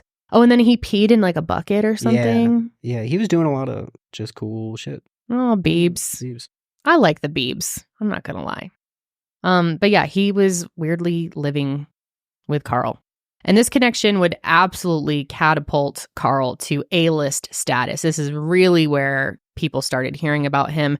And at that point, he was outshining Brian Houston, who did not like that. And he was about to be on a government panel for his father's crimes, Brian Houston. In 2014, the Australian government convened a royal commission into institutional responses to child sexual abuse. The commission would investigate claims of child sexual abuse in Parliament, the Catholic Church, and Hillsong. And also other organizations were investigated with the eventual goal of the police taking their findings and arresting those responsible. Hillsong, and specifically Brian Houston, were called to the commission after an anonymous victim using the name AHA alleged years of sexual torment from Frank Houston, starting when he was just 8 years old. And just before we get any further, trigger warning, we are going to be getting into some very disturbing sexual abuse discussion. AHA claimed that Frank Houston would stay with his family when he visited Australia in the 60s and early 70s. After his parents had gone to sleep, Frank would enter his room in the middle of the night and sexually abuse him. Frank called him his, quote, golden boy, and he lost interest in AHA once he entered puberty. Then when AHA was 16, he finally told his mother of the abuse that he had suffered at the hands of Frank Houston. However, at the time, she was deeply involved in the Pentecostal movement where Frank was one of the most well-known faces. And so she ended up telling him to keep it a secret, and it stayed that way for nearly 20 years, which is so terribly sad. But then in 1999, AHA's mother reported the abuse to his aunt, Pastor Barbara Taylor, who then went on to inform the Assemblies of God. AHA was bitter that his mother had done this because he didn't want to be dragged back into the church even to deal with this investigation. In December of 1999, Brian, then the leader of the Australian Assemblies of God, held a secret meeting at the Sydney airport to discuss Frank's crimes. Brian, who had been appointed head investigator in the case, decided with the other leaders of Pentecostalism across Australia and New Zealand that Frank's crimes were, quote, a moral failing and not criminal acts. What the fuck? That just sounds like they're just trying to protect him and trying to obviously minimize what he did. Yeah, which is absolutely horrible. We're just going to ignore what the definition of the law is here, and we'll just chalk this up to moral failing. Even though, like, eventually, like, Brian's defense against this was that AHA at the time did not want him to go to the authorities. Mm-hmm. But even if that were the case, you know, you have a legal responsibility once you learn of a crime of this magnitude to report it to the police, because it is a serious Absolutely. offense. 100%. So I don't know. It really is just complete bullshit. And you're right, Josh. Like, they were just trying to cover up, absolutely, by saying this is a moral failing. Yep, that's well, and how about to it? prevent this from happening again, or to protect other potential victims? Yeah. You know what I mean? Not of their concern. Like, he just needs a good prayer.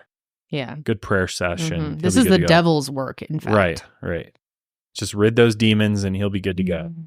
So Brian brought his father into his office and asked him point blank if this had happened, and Frank confessed, but Brian still protected him. Frank was stripped of his credentials when his church merged with Brian's, and Brian then did everything he could to keep the information private and rebranded the name to Hillsong to further distance themselves from Frank's church. In early 2000, fearing potential fallout, Frank convinced AHA to meet him at McDonald's in Sydney, and he asked him for, quote, forgiveness, and asked him to sign a food-stained napkin. And the napkin was a contract promising AHA $10,000, which is almost $12,000 in American dollars, if he kept the abuse hidden from the public. And AHA signed, and Frank told him to contact Brian if he had trouble receiving the money. Months later, AHA did exactly that. And over the phone, Brian promised him the money before he said, quote, it's your fault that all of this happened. You tempted my father. Just let that sink in. Oh my God. Absolutely sick. To which AHA then asked if Frank ever molested him, as in Brian. And Brian then slammed the phone down. So it does make you wonder. But 2 weeks later, AHA did receive his check in the mail. AHA said that he had flashbacks whenever he was around older men. This is so sad. He had trouble being intimate with his wife and also couldn't hug his sons because he didn't want them to get used to being touched by another man. Just heartbreaking. Yeah, it's devastating the effect that this type of abuse has. Yeah. And to just, I don't know, this whole situation pisses me off, especially the fact that Brian clearly is involved in covering this up. But Hillsong, and specifically Brian Houston, they decided to work the damage control. And the first thing that happened was that Frank took 2 long vacations between 2000 and 2001. When he returned to the church, he was wheeled out on stage, announced his retirement, and received a standing ovation. Frank retired to the Central Coast after he received a diagnosis of dementia. However, the doctor that gave him this diagnosis was a high-ranking Hillsong member named Dr. Gordon Lee. And many have theorized that he was given this diagnosis to avoid being put on trial, as other allegations of pedophilia had been made against Frank Houston, which, I don't know, makes a lot of sense to me. The church was made aware of at least 6 other allegations of child sexual abuse against Frank, but still tried to keep them quiet, and Frank was protected. Brian ended up telling the congregation that Frank had been accused of sexual abuse in 2002, but 12,000 members in attendance applauded because Brian said that Frank still wanted to preach, quote, the word of God. And that the allegations were likely to be criminal conduct of one sort. Yes, I did. I didn't have any doubt that it was criminal conduct. Right. I don't even know what to make of that. It's disturbing. Frank passed away in 2004, and Brian could finally put the matter to rest. He did not feel responsible for his father's crimes, and his church was exploding worldwide, and he thought that this would be the last time that they would be mired in a scandal. Little did he know, though, that this was not the end. But Australian journalists dug up additional evidence of Frank's abuse against children, dating back to when he was a pastor at the Salvation Army all-boys facility in New Zealand, when Frank himself was in his early 20s.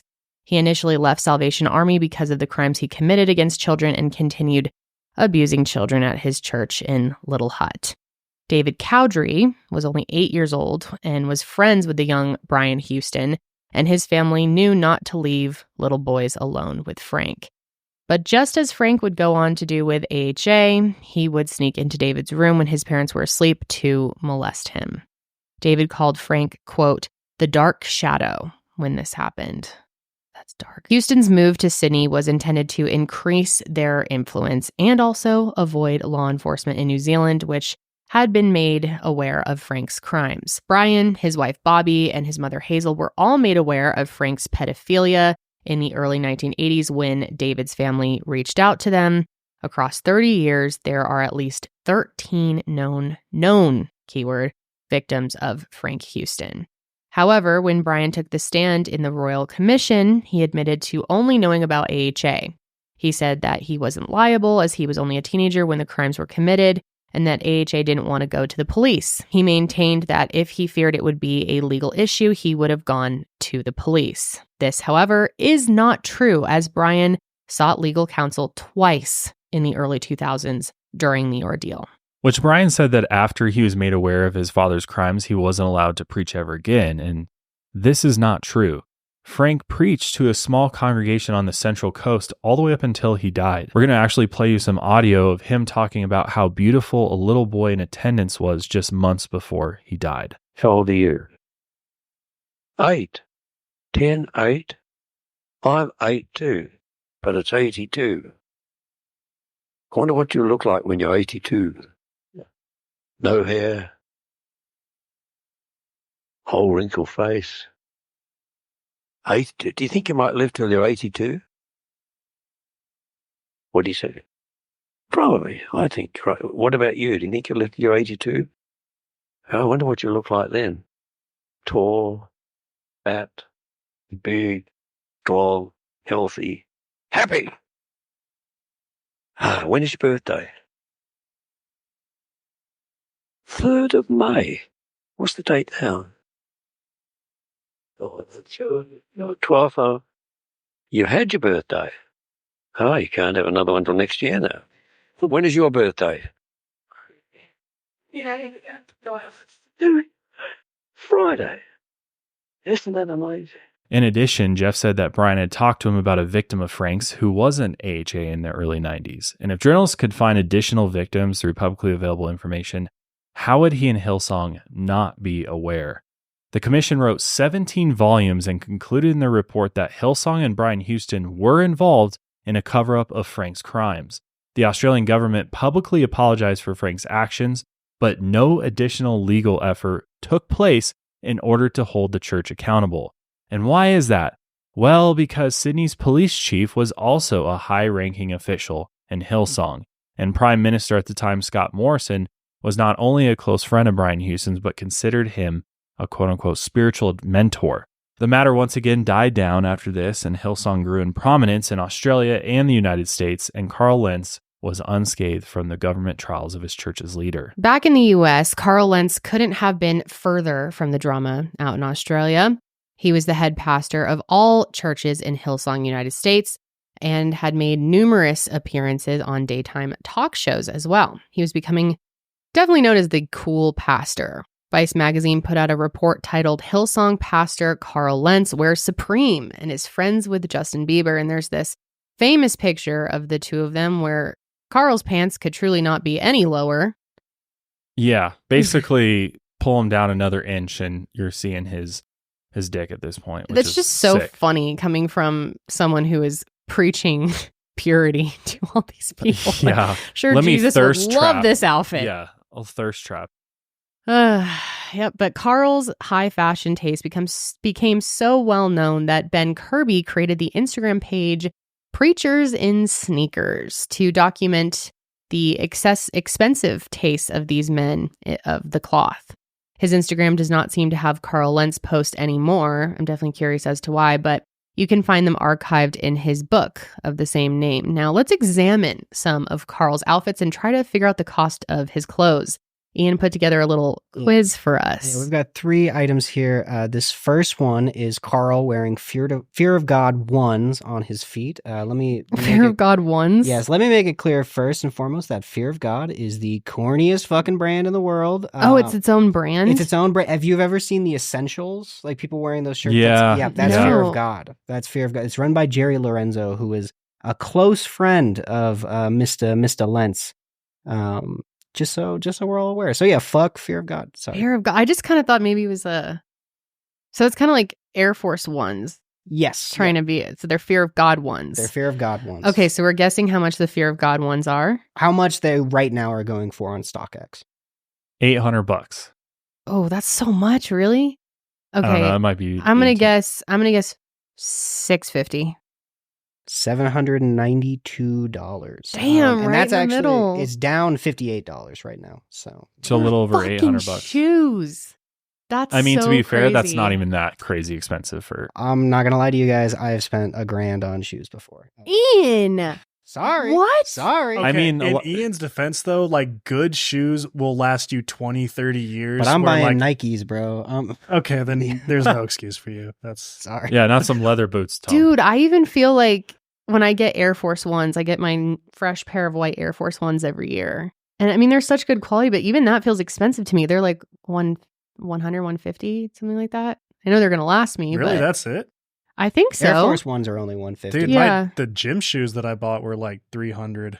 Damn, really? Shoes are expensive these Maybe days. I need to get better gym shoes because my feet always be hurting when I. On this outfit, we are actually just guessing the leather jacket. That was Carl's famous. He wore it nearly every sermon. His famous YSL Yves Saint Laurent leather Yves biker Saint jacket. Laurent. Yves Saint Laurent. He looks like he belongs in like Sons of Anarchy or something in this. Like, Okay, Yves Saint and a Laurent. motorcycle. That's very expensive from what I understand. His boots. I'm gonna say $915. I say like $3,500. Retail. This is not secondary market. Retail is $5,490. What? Just for the jacket? The jacket. So his whole fit's got to be like $8K or something. He is likely wearing, this is probably a full Saint Laurent fit. He is probably wearing Saint Laurent Chelsea boots, which are around $500 to $1,000, Saint Laurent jeans, and a Saint Laurent button up. So this is close to, I would say, $10,000. Oh, this is the second picture? Yes, the second picture. Oh, wow. $10,000 for that? Close to. Dude, homie needs to learn about thrift up or thread up. I could get him this whole outfit for like $150. All That's right. crazy. Well, nobody wants to. These guys don't want to wear secondhand thrift outfits. They want to wear. Jesus would want to wear secondhand. Well, Jesus would have made his own shit. Yeah, that's exactly He would have been right. rocking like originals. And Yeah. Yeah, Uh-huh. 100%. What's funny is that this next item, the Supreme Louis Vuitton hoodie, which is our last of them, he likely did buy secondhand because when this shit released, it was almost impossible to have gotten this for retail. I'm almost certain he bought this secondhand. Is Supreme So really stupid. big still, or are they Supreme kind of died down a is bit? still pretty big. Most things still sell out. However, this collection in particular was just like extremely limited. So it was a collab with Louis Vuitton? With Louis Vuitton. Yeah, you can see the pattern there is Louis. Okay, all right. So yeah, you can see the pattern there as Louis. and let me tell you, Supreme hoodies know. typically retail for around $150, $60 to like $200. That's retail. So Okay. this is the secondhand Supreme Louis Vuitton. So this is hoodie. marked up a lot. Mhm. Okay. If we want to guess the price on this. Well, considering the jacket, I'll go with 6,000. Just because I know the Supreme drops are pretty limited. I'm going 9,999. Okay. Right now, it is currently reduced to $5,124. However, A deal. A deal. However, when this collection first came out, which is when he's wearing it in 2016, he likely would have gotten it for $10,000 or more. Holy shit. For Bro. a sweatshirt. Dude, you're playing I mean, yourself. at this point, is it really about the fashion, or is it about like, look how much money I have? That's what it's about. You know, for look sure. at and to be a pastor and like rock this, like it's one thing to be just a cool pastor wearing cool clothes. You can wear you can look cool as a pastor for like $100. You know what I mean? But now it's like, I'm trying to appeal to the rich and famous at this point, you know, with these outfits. This is like Rodeo Drive, you know, riding in my Lambo.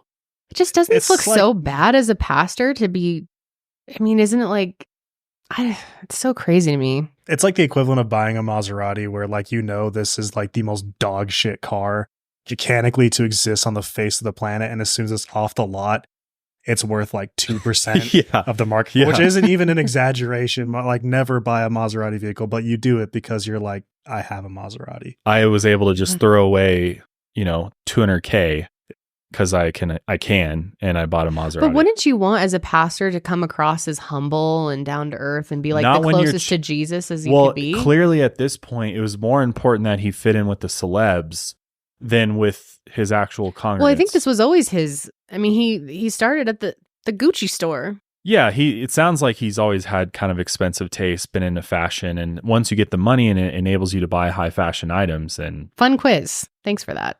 Well, he's hanging out with Justin Bieber now. What is he going to roll around in like some Skechers and like a freaking like? Well, yeah. I mean, if he was a real human being, it's true. Yeah. If he was actually like Jesus, he would be. Yeah, and that's what I'm saying is, don't you want to seem like kind of like Jesus?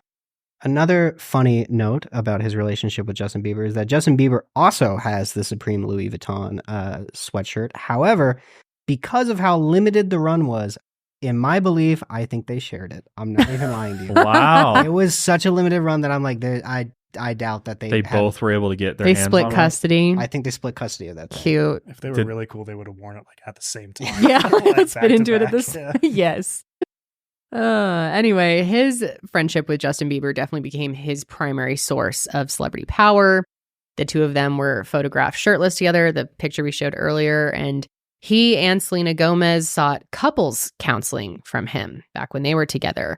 Celebrity friends like the Kardashians, of course, became regulars at Hillsong before they started going to Kanye's Sunday service. And then also Kris Jenner. Doesn't she have her own whack church? Maybe we need to do an episode on that. I would love to do a Kardashians deep dive, for the love of God. That would be so chill. That'd be so fun. Let's do it. Okay.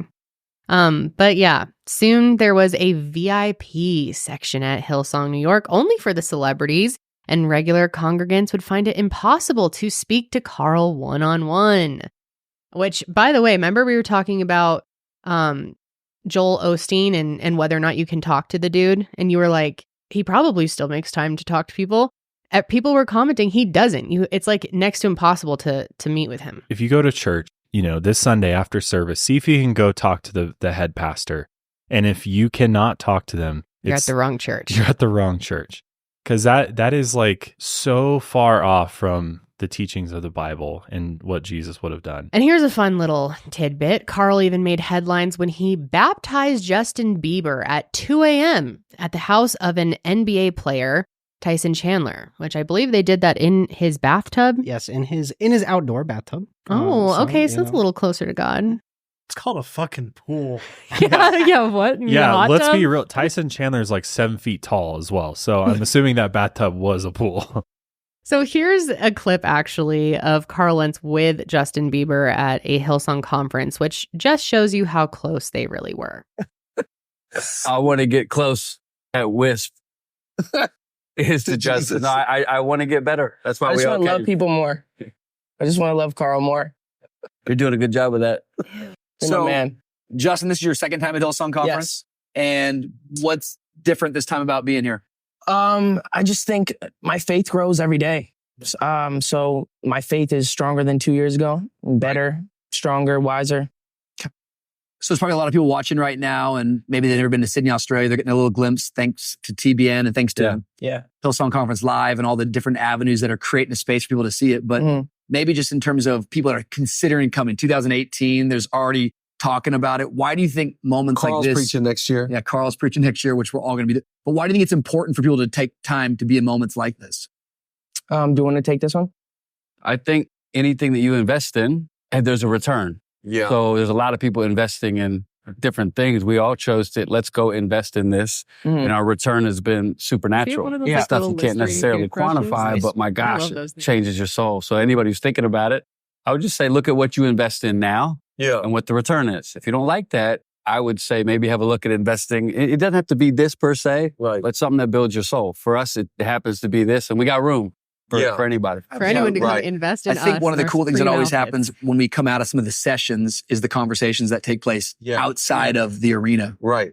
So I want to point to his whole point of like, if you invest in us, you're going to see a return. It's back to that prosperity gospel. Yeah. 100%. Yeah. Mm-hmm. So to get people to pony up the money to go to the Hillsong conference, which can cost $500 a ticket or more. That's so crazy. There's people who said they spent multiple thousands of dollars just to attend these conferences. I like how they call it Hillsong Conference instead of Hillsong Con. But trouble was brewing for Hillsong's New York young congregants behind the scenes. For one, all of the work to set up these massive productions was completed by unpaid volunteers, which of course made sense when the church was just getting started, but now they were generating millions of dollars in tithes and appearances by Carl.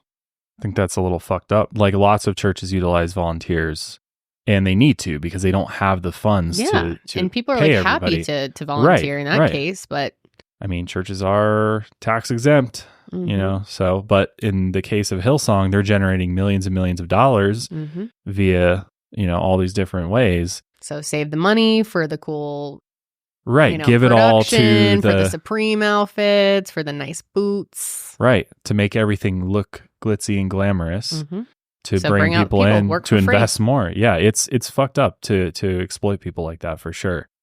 But let's talk a little bit more about the drama surrounding Carl. So while Carl and Laura had a babysitter, Leona Kimes, Leona's own babysitter was just a volunteer who worked 60-hour weeks for her family, as Leona's husband was also a Hillsong pastor under Carl. And on top of that, there were racial issues as well. While Carl had publicly supported the Black Lives Matter movement at Hillsong, he never let Black congregants be involved in the sermons outside of singing, even when they would host services in historically Black neighborhoods like Harlem. And in recent years, Carl has blamed this lack of diversity on rules from Hillsong in Australia and said that he had tried to let Black volunteers rise the ranks in his church. However, obviously we have to take his word for that. We have no idea if that's true or not.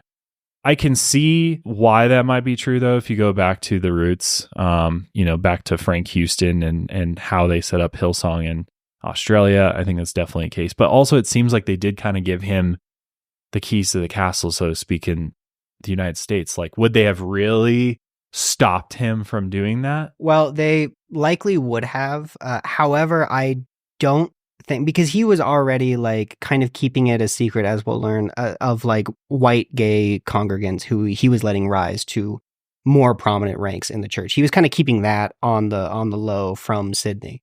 So I think it's just very convenient for him, the fact that he didn't let Black congregants rise to the top. And suddenly he's like, oh, I have to follow the rules from Sydney, you know? Yeah. Ex-Hillsong New York member Janice Legata said that while Carl seemed progressive within the church, he was in fact, quote, quite conservative. And still his sermons harped on sexual purity and members were shamed for engaging in premarital sex, even though he urged members to date one another. And we can't find the clip, but it tells all the men to go up to women in the congregation and say, quote, hey girl, I think my Bible might be wrong. I was looking at the book of Numbers and yours wasn't in it. And apparently he says this a lot. Like one of his favorite hundreds jokes, of times. which is so weird. And of course, Carl didn't give up his womanizing ways either. Laura Lentz had caught him and Leona in a, quote, compromising position, but that didn't go public until years later. And she remained the Lentz family nanny until her husband was appointed the head pastor at Hillsong Boston. But Leona's nanny, who had been with him for years, was fired after being incredibly sick and out of work for several months. And after graduation, that nanny went to Hillsong College and was appointed to her position. So, the fact that she's like volunteering to nanny and working those kind of hours is crazy, man. Well, and maybe like ultimately it works out for her as far as like getting a position at Hillsong, especially once her husband, you know, gets a better position. But it just shows, and this is kind of brings me back to like, it's kind of MLM-ish, you know what I mean? It's kind of like, that weird like pyramid scheme in a way. Right. Well, because Leona was being paid for her job because her husband was a Hillsong like pastor. But Leona's nanny was not getting paid. And she got that position because she went to Hillsong College. And then they immediately were like, oh, you know what? Back in New York, Leona's going to need a nanny because she's taking care of Carl's kids. But then she got sick. And exactly that, though, like you were saying, she took that position thinking, oh, this will lead me to actually have a position within Hillsong. But for one, that woman was also a person of color. And for two, like, she wasn't like Carl. She wasn't, wearing fancy outfits or whatever. And then the moment she got sick and couldn't work for very long, they were like, okay, get out of here. We can find someone else quickly. Yeah. I mean, tons of exploitation going on there and manipulation and control within this organization. So what about new scandals at Hillsong College? In 2015, Anna Crenshaw graduated high school and moved to Sydney to attend Hillsong Leadership College. A friend invited her to a kickback with students and staff one night, and while the students couldn't drink, some of the youth pastors could. Jason Mays, a youth ministry leader and son of John Mays, who's the head of HR, mind you, for the entirety of the Australian Christian churches, began groping Anna and sexually assaulting her. Eventually, some of the other partygoers noticed what was happening and stopped the assault. Anna, who was sexually assaulted as a child at her previous church, didn't know what to do. Jason Mays, on the other hand, had a wife and children, and she didn't want to report it to the church since his father was so well connected. After speaking with a counselor, Anna finally told Hillsong leadership. But still, it took nearly a half a year before Jason stopped holding youth ministry, and Anna was transferred to Jason's wife's group. On top of that, pastors at Hillsong College brought up her childhood sexual trauma since she had revealed it during the initial screening. When Brian Houston publicly defended Jason, saying he was a young man who made a mistake, Anna's father became involved and eventually the police. And in 2020, Jason Mays was sentenced to 2 years probation. Anna actually attempted to sue Hillsong for trying to cover up the abuse, but the lawsuit was thrown out since she had signed an NDA, as all students, volunteers, and leadership do at Hillsong. So pretty wild. And horrible, mind you. On top of that, in 2017, an anonymous member of the New York City church brought up concerns of sexual harassment among leadership towards volunteers, including Carl Lentz being, quote, extremely flirtatious with a volunteer who said that Carl had been involved in inappropriate sexual behavior with multiple women, including his nanny, Leona Kimes. Other leadership members at Hillsong New York City were sending nude photos to volunteers and sexually harassing them during services. A church spokesperson acknowledged the accusation to Vanity Fair, saying, quote, the claim was investigated thoroughly by senior Hillsong East Coast staff and internal legal counsel, but remained unsubstantiated claims only, lacking evidence or proof. Brian Houston was not informed of these claims prior to the events of late 2020. Then in 2017, Hillsong New York City choir director Josh Canfield made an appearance on NBC's Survivor and was open about his Christianity and being gay. While Josh claimed that Carl knew about his sexuality, Brian did not. And Josh was subsequently fired from Hillsong for this revelation. And then in 2018, Hillsong New York City members wrote a letter to church leadership in Sydney detailing verbal abuse from leadership to unpaid volunteers and numerous instances of inappropriate sexual relationships between top members and young volunteers. Brian Houston contacted Carl immediately, and Carl responded via subordinate's account saying, quote, most of the things you said here, I know absolutely nothing about. There are others that seem to be a mix of opinion and judgment that is premature and one-sided, and that too is understandable. I would ask that you simply add, even in your own processing right now, phrases like, from what I know and in my opinion, rather than this is the state of our church. Still, despite these numerous instances of inappropriate behavior, Hillsong's power in the U.S. continued to grow. Some may have thought Carl constantly appearing in the media would outshine Brian Houston in Australia. However, this would all change in 2020. Due to the COVID-19 pandemic and subsequent lockdown, Carl's duties at Hillsong were reduced. Irving Plaza was closed and leadership was reduced to online services and Zoom meetings. Then in May, Carl ended up meeting fashion designer Reneen Kareem in Williamsburg's Domino Park, who was just out walking her dog, and social distancing circles were placed throughout the park, and Carl offered to share the one that he was sitting in, which really defeats the purpose of the circles in the first place. But Reneen, assuming that he was single, sat with him. and they ended up leaving together. At the end of their walk, Carl took her number in the Notes app, classic move, instead of the Contacts app, which, of course, was already strange. But on top of that, he asked her a ton of questions. He answered only a very few himself, only saying that he worked with celebrities, and asked her to not Google him. And that is a quote. It's super, super weird. I can't imagine meeting someone and be like, hey, by the way, just don't Google me. Don't go. I'd be like, what list are you on, bro? What are you talking about? That's the first thing I'm going to do. And she did. Reneen looked Carl up and realized that she had actually attended one of his services 7 years earlier following her divorce from her first husband. And 2 days after their initial meeting, Carl came to her apartment and began their months-long affair. They reportedly ended things several times, but seemed to always come back to one another. Carl always talked about his wife and left Reneen video messages while fighting. Reneen said that they were like, quote, a drug to one another. And Carl told her that, quote, the most beautiful girls come from the Middle East. And not only that, he also said that she reminded him of his friends, the Kardashians. Then in September of 2020, they started seeing each other twice a week, sometimes more, and their phones were flooded with messages from one another. However, a Hillsong staffer discovered the messages on Carl's iCloud account while using his computer for work. The last time that Carl spoke to Reneen was a text to her to inform her that they had been found out and that he had to tell Laura.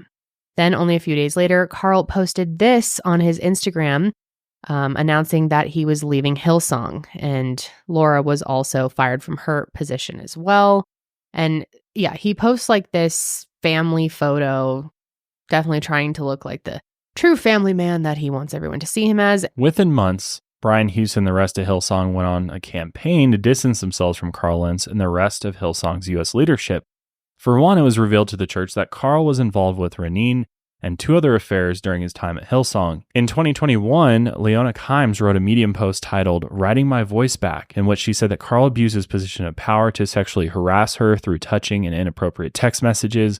While she said the two did not have intercourse, the abuse continued throughout most of her time with the Lentz family, and she felt like she couldn't say no. She wrote, quote, I won't forget how that made me feel, so alone, so worth absolutely nothing, and so fearful of my future.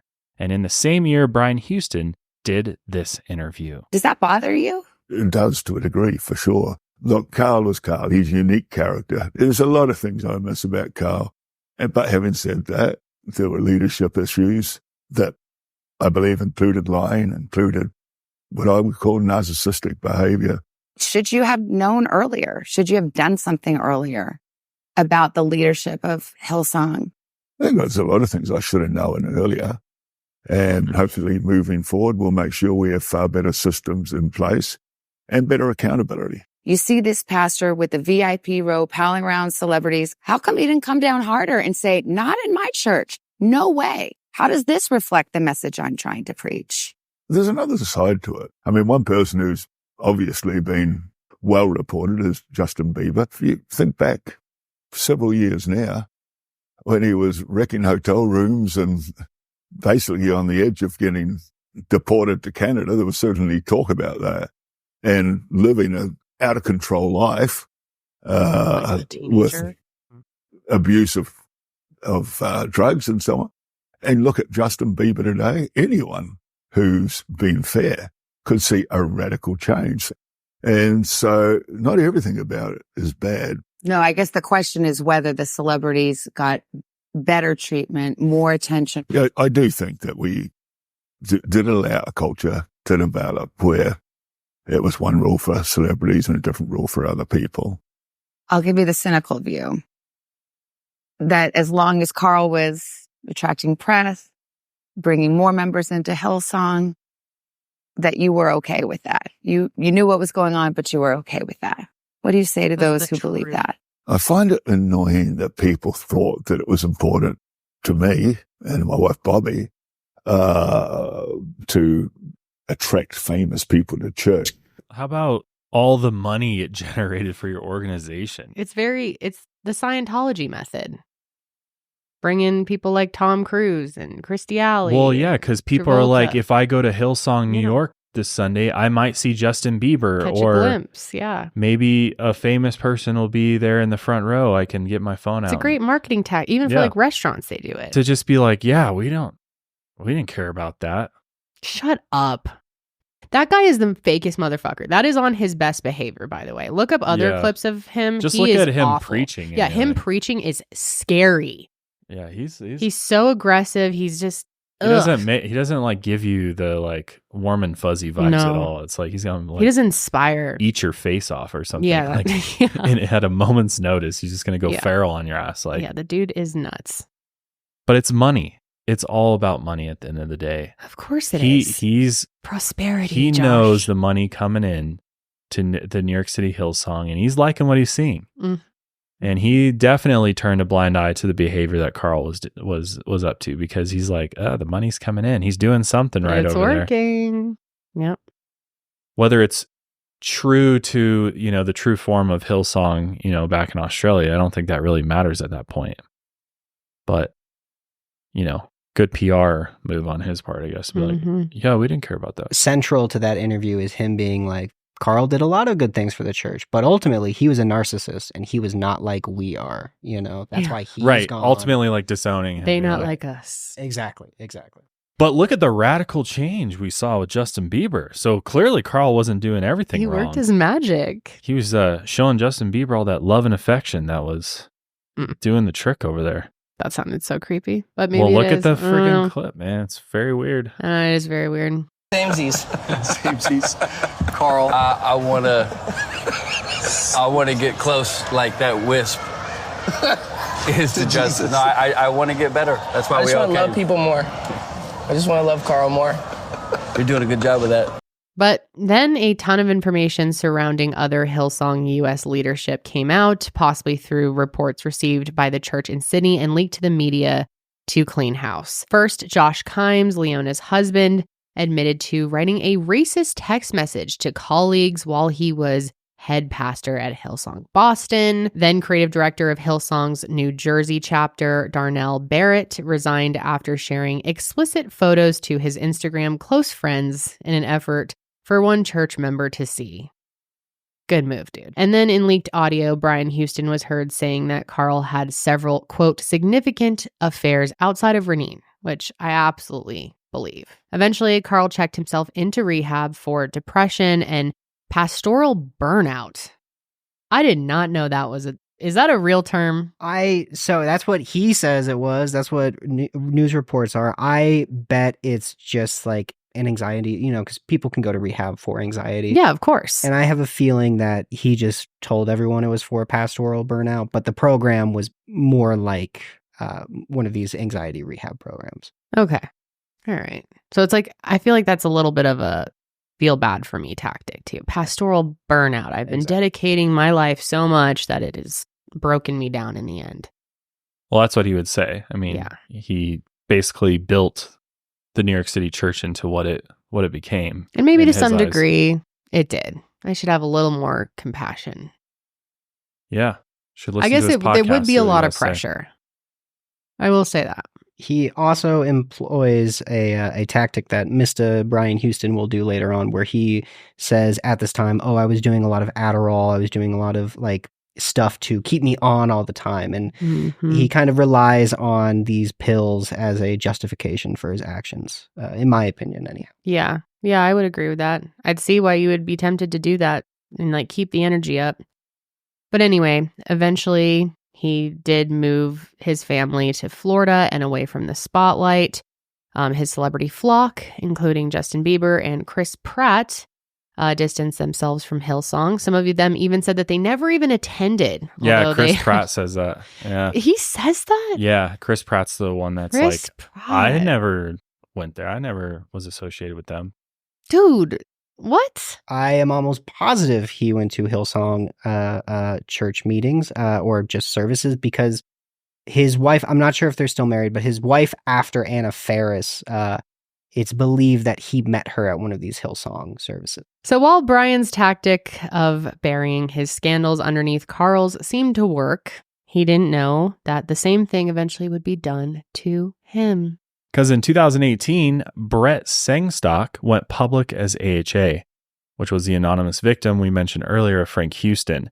In a 60 Minutes documentary, Brett said that he came forward because he had been diagnosed with stage 4 cancer and wanted to see justice before he passed. However, at the time, this did not faze Brian. He had friends on the force, and his buddy Scott Morrison, the prime minister, was trying to get him a seat at a state dinner with Donald Trump in 2019. However, Melania Trump wouldn't allow it, knowing the scandals Brian had been involved with back in Australia. But still, during a prayer meeting, Brian Houston was able to sneak into the White House and was delighted to be, quote, invited to the White House to pray for President Trump. But unknown to Brian, the police chief of Sydney resigned in 2019, and then an actual investigation into the cover-up of his father's crimes commenced. In 2020, 2 Hillsong members, one a former member and one a current member, golfed together. The current member asked why the other one had left, and he said that was because his mother had an experience with Brian in a hotel. The current member called his mentor, who believed him because he knew of another member who had received sexual texts from Brian years earlier. This was reported to church leadership, who sat on the information for several years.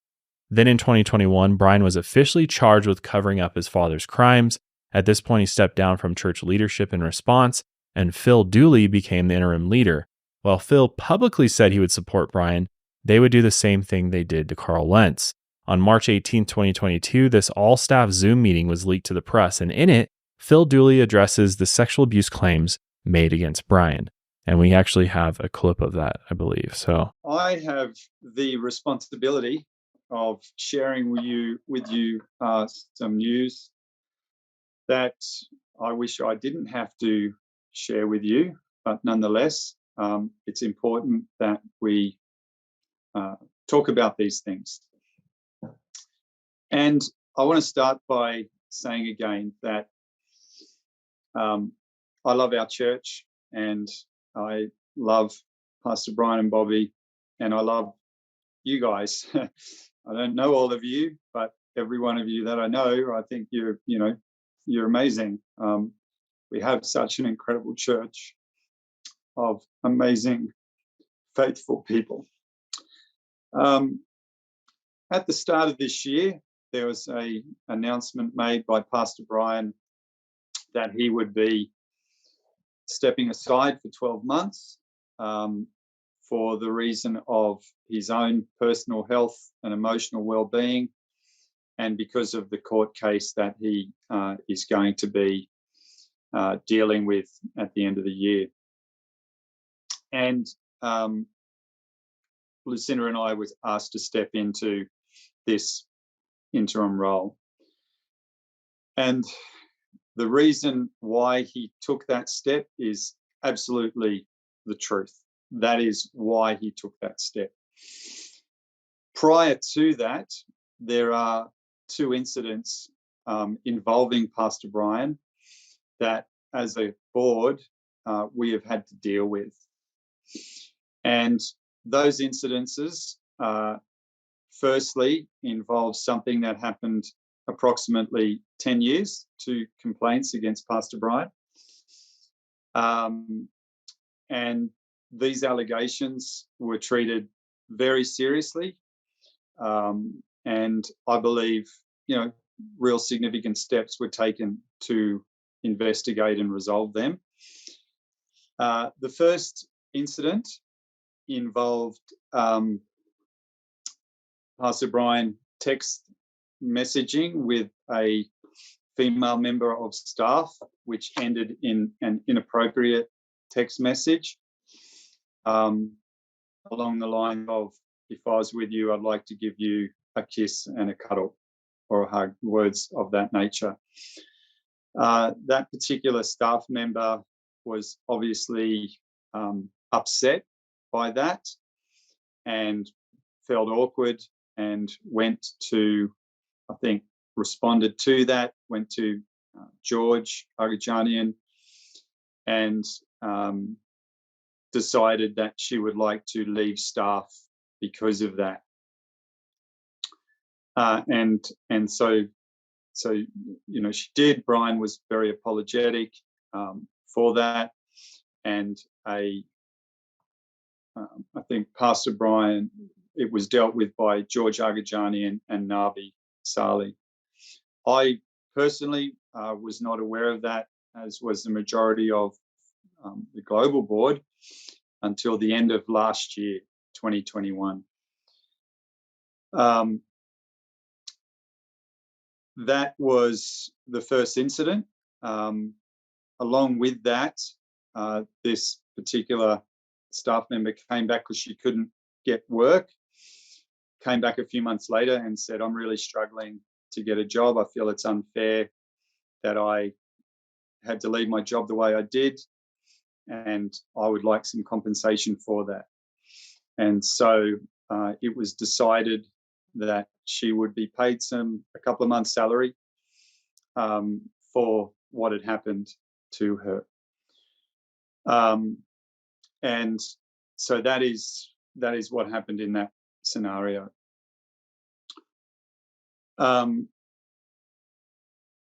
Then Pastor Brian said, I want to pay that personally because I don't think it's fair on the church to pay that salary to, because it was my indiscretion. So he personally paid that back.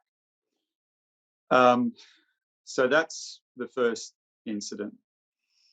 The second incident happened in 2019. And what happened there was a complaint received that Pastor Brian was at Hillsong Conference in 2019, late in the foyer after one of the conference nights, drinking with a group, and quite a group there in the foyer of the Pullman, and there was a woman there that, from what I'm told, he didn't have any specific interaction with. And Pastor Brian had also been on anxiety tablets. What I neglected to mention is that in the first instance with the text messaging, at that time, Pastor Brian had also been struggling with taking sleeping tablets, and he'd been taking those. My battery could die. I'm sorry. I've had a lot of phone calls. What room were you? 5A. Yeah. And so it would appear that the sleeping tablets did contribute to his behaviour. But he has taken full responsibility for that. Phil, just giving you all the facts. Phil, can I just add one thing with regard to, and I'm sorry to interrupt you. He had a dependency on sleeping tablets back there. And through professional help, we got him off those tablets, totally off those tablets. I just want to make sure everybody's aware of that. Yeah, great. And feel free, George, at any time to bring in further comment, because I'm trying to go off what I know to be correct. Okay, so the second incident in 2019 was, like I say, the Pullman Hotel, where there was a group drinking, and there was a woman part of that group who was part of our church, not on staff or anything. And later that evening, Brian had also been taking anxiety tablets, and later that evening he went to attempt to go to his room, didn't have his room key, and ended up knocking on the door of this woman's room, and she opened the door and he went into her room. The truth is, we don't know exactly what happened next. This woman has not said there was any sexual activity. Brian has said there was no sexual activity, but he was in the room for 40 minutes. He doesn't have much of a recollection because of, he says, the mixture of the anxiety tablets and the alcohol. So in response, Brian and Bobby were terminated from Hillsong, and Phil Dooley became the head of the church. Brian did exactly what his father did when accusations were made against him and went on 2 long vacations. Slay, Brian. And when he returned to Australia to await trial, he made it clear to the media that he was not a drug addict or alcoholic, but that his sexual improprieties were the result of drugs and alcohol. So make that make sense. Yeah, blame it on the drugs and alcohol. Sure did. And Brian and Bobby sold their Sydney mansion and most of their belongings. And when Jeff Bullock was asked if he thought they had run out of money, he said, quote, "I think they have run out of ethics." You know, I like Jeff. Jeff is kind of like the hero, one of the heroes in all of this, like giving us the real, the real tea here. Like they've run out of ethics. I think that's exactly what happened. And Brian's defense in the cover-up case rested on his story of not trying to cover up his father's abuse, and just that he just followed Brett's wishes not to report the crime to the police. He said that when the crimes occurred, he was the same age as Brett and couldn't have done anything about them. Unfortunately, this worked, and Brian Houston was acquitted of all charges in August of 2023. Brett Singstock said that he had been given, quote, a life sentence. Did Brian Houston move away to the middle of nowhere to never be heard from again, you think? I don't think so. A guy like this is like a cockroach. He's a narcissist. No matter, unless you literally lock him up in a cage, this guy's going to keep on doing what he's always done. He's doing the Lord's work. Yeah. And I don't know who the hell is going to go listen to this guy preach, but he's still preaching. And he often appears at his old buddy Casey Treat's megachurch in the United States, and he has relied on the narrative of persecution, baby, which has actually worked to his advantage. It's gave him easy enough, yeah. You know, more of a following, I guess. Mm-hmm. Now we're 15 years past when I first initially heard my father had abused a boy, and by now, 2014, I know, in fact, he was a serial pedophile. And I get charged by the police for a crime of concealing my father's crimes, even though the first thing I did was tell the church authorities and begin to tell other people. And then over the next 25 years to start getting blamed for things and the story getting twisted. I mean, in many ways, it felt like it was over.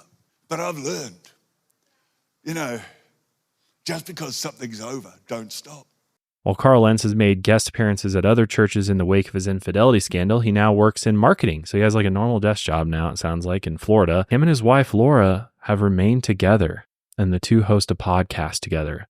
It's called it's on the B-Sides, I think is what it's called. I've got to see that. Can we actually pull up? We don't have to watch any of it, but I kind of want to see what the episodes are titled and what the vibe is. What does his thumbnails look like? Is it on YouTube? I listened to a few of it, and he literally brings his kids on and asks them about their feelings of the infidelity and what he did. What? And ask them about it. And I'm like, how traumatizing for your children. That is horrible. And then using it to make content for your stupid podcast. Yeah, he's clearly still trying to be like a influencer podcaster type. That's so funny. It's called Lights On. Answering my daughter's toughest questions. What the? And his daughters are still minors, I believe. And he's bringing them on his podcast and fucking asking them about their trauma, essentially. My eyes are so bad. My family's has a vulnerable conversation with his kids. Lights On. What's the one to the left? My family's. Carl. Oh wait, which one? My family's therapist. My family's therapist. He brings on their family therapist. He's totally exploiting this whole situation. Of course, is he getting views? Yeah, he gets pretty good views. Yeah. What is he kind of views? 100 to 200,000 views on some of these. Whoa. Yeah. I really remember asking. I was like, "Dad, did you have sex with her?" And I've talked about this a number of times. It still hits me dead in my chest. Sex is important in this family. It's valued. So how long did it take for you to feel comfortable to have sex again? I thought we would never have sex again. Honestly. Oh my God. And I was cool with that. I was like, I've lost the right. So I was surprised that she ever wanted to be intimate ever again. When she asked me to hug her and be close to her, and she shakes violently. She doesn't even know she's shaking.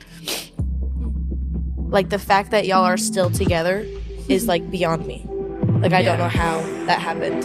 Has your view of marriage changed for the better or for the worse watching me and your mom go through such a deep trial? What do you think of marriage now? Oh, Dude, my shit is jaw called is on the Lights On floor. with Carl Yeah, Lentz. Lights On. Hell no, It's dude. your brother's show. Hell You guys no. got to collab. Oh, no, we got beef now. Yeah, isn't What that is that? fucking so terrible. That's just so gross to have those. I mean, whatever. To each their own with their family, and like maybe those are conversations you weirdly enough feel comfortable having. But to put it in your out there to home? the world, Ew. Ew, I And- can't imagine having conversations about our sex life with our daughter one day. I'm never talking to my future kids about Dude, absolutely not. let alone Which to each their own. What like? let's talk about I don't how wanna I judge cheated on your completely, mom but- and how it's tough having sex with your mom now. Because Like, she that is- shakes. Like, yeah. oh my God. That What is wrong with him? What is wrong with him? Wow. Yeah, that pretty alarming. In Carl's first interview since the scandal in Hulu's The Secrets of Hillsong, which there's a bunch of like documentaries, docuseries. Yeah. There was a more recent one put out via FX on Hulu where I wanna watch that Carl's one. interviewed. And I think that's the most recent one that came out. It is the most recent one. I will say I would go back and watch the Max documentary first. that one was good. It's good, and just for the viewers, just because I do think it's interesting to have Carl's point of view. I understand why the filmmakers did it. However, it does kind of overshadow the victim stories. Truly, like Okay, yeah, I you see are what you very mean. focused on like, oh, look at Carl. Oh, he's doing well now. Good for him. Yeah. Yeah. Even the HBO one, like the first episode was really like that. Then it does go more in depth later on. In that Secrets of Hillsong series, Carl blames his sexual misconduct on the sexual abuse he suffered as a child. But still, he has denied that he ever sexually abused Leona Kimes. And while Hillsong is still fucking massive, over half of its U.S. locations have closed down since 2020. And the church may not be out of trouble yet because an ex-treasurer and whistleblower revealed that Hillsong made $80 million more than was reported on their taxes. Hey, that's just a tiny mistake. Which tax evasion, dude, that's 80 not... mil? Yeah, that's a lot too. Like, what the hell? And on top of that, musicians were labeled as pastors so their earnings wouldn't be taxed. And church tithes were spent on luxury clothing, fancy dinners, and of course, private jets. In 2023, Australian MP Andrew Wilkie accused the church of money laundering and tax evasion and said the church spent money on, quote, the kind of shopping that would embarrass a Kardashian, which is wild. And as of now, no charges have been filed against the church, but we can only hope and pray that they... and pray that they actually investigate and double check I'm that. sure they will. More will be coming. Yeah, it's interesting. No We'll do a part 2. This has had a absolutely massive effect on Hillsong Church, especially for their bottom line. An annual report shows a revenue of $76 million in 2021, which is down from $87 million in 2020 and $93 million in 2019. So they're losing money year over year, and people are really starting to look at themselves and be like, should we support this anymore? Should we play their music? I don't know. Who knows if those numbers are accurate, though, because apparently they reported 80 million less. That's true. Maybe that's a lot of money to just not report on your cut taxes. like half that off. Well, and I also think if that is the case, it would kind of tie back into Brian Houston selling his house and all of his belongings because, again, it's not because he's run out of money, but he's looking for sympathy. And I think Hillsong might be doing the same thing if that is the case. They might also just be truly hemorrhaging money now. Oh, I'm sure. Yeah. But yeah, anyhow. The glitz and glam of it all has seemed to fade. Mm-hmm. Yeah, but 10 out of the 16 U.S. locations have closed.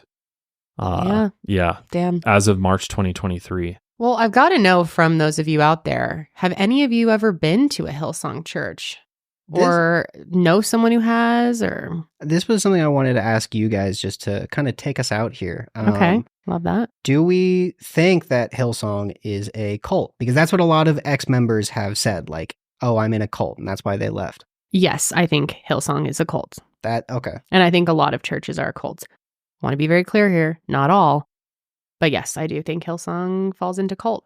I think there's cult characteristics because I think it can be very difficult to define That's true. something as a cult.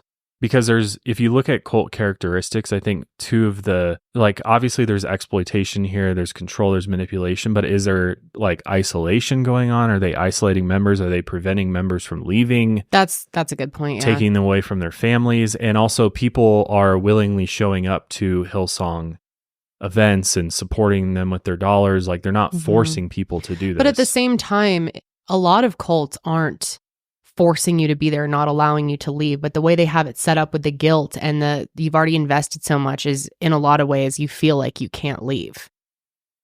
I think it would, like, if you want to define Hillsong as a cult, I think you would be specifically talking about the actual members, like the staff of Hillsong per se, or the pastors of depending Hillsong. on your involvement. That's, right. I should have clarified that. Not like everyone in it. But. Right, because I think or maybe even the people that attend Hillsong College to some extent, I think you could maybe put cult out there. Because, like, would you consider Scientology a cult? Yeah, but that's very different because they literally they live there. You know what I mean? Yeah, like, it's people next move there, level, and we know about the secret places that they hold people. But it's like, and, where exactly do you draw the line? Can it be like a diet cult? That's kind of how I see it. Culty. Cult-like. It definitely... Cult-like is the term I think you would use, is it's cult-like. But I don't think it could be 100% defined a cult at this point in time. Okay. What do you think, Tom? For me, a cult is if you're punished for leaving, because I think that you can make the argument that, like, you can find cult characteristics in basically every single religion, but, like, to that point, Scientology, like, legitimately punishes you for doing anything outside of what they consider to be the right thing to do. And they have been, like, well documented to have, like, prison camps and the fact that they have, like, mounds of blackmail on anybody who joins, and they learn everything about you. Where's Shelley Miscavige? Yeah, you exactly. Know, like, prime example. Yeah, it's like she's just gone. You know, but like, to Hillsong specifically, I don't think it's a cult, but I do think it is a money laundering scheme for sure. Totally. That amount of celebrity endorsement is, there's no way that's not in some way a laundering scheme. Yeah. What do you guys think of agree. church? Sorry. No, I was just going to say, I revised my previous statement. I don't think it quite falls into cult, but it's like right there. Yeah. Could have been if it didn't get slowed down. And I think it's slippery slope. Also almost too big at this point too. It'd be very difficult to, like, control that many people. Yeah, you know what I mean? Like, it's massive and it's just spread out across the entire globe. But the last thing I wanted to mention is, because this is a huge topic of conversation for people in the Christian community who attend churches where they play Hillsong music. Do you think that they should stop supporting Hillsong and stop playing their music? Because obviously they get royalties from that. Like, it brings back this age-old question of, like, can you separate the art from the artist? Like, is it okay to continue to play the music because the music inherently isn't, like, bad or, like... But I don't know. I think with the royalties going back to them, that's problematic. But that's, like, a majority of the music that's played. So it's like, what else do they play? And then there's other, like, Bethel is another one that's like Hillsong, where they also have very, they have some scandals going on, and it's kind of the same thing. But a lot of these mega Christian record labels and churches that hold the rights to these songs, it's like the only good songs that people want to hear at church and they want to play. But are they inherently supporting Brian Houston and Frank Houston by continuing to send royalties to the church? I don't know. Yeah, you are. Like, can you separate the art from the artist? I think it's complicated with Hillsong on, like, on a consumer level, I will say, because I was speaking to my friend who she went to a Hillsong show when she was in high school and going through a really, really hard time. And I think the cult, like, gets thrown around because the music is so good. Yeah. That when you go to it, like, you do feel like a heightened spiritual experience. Definitely.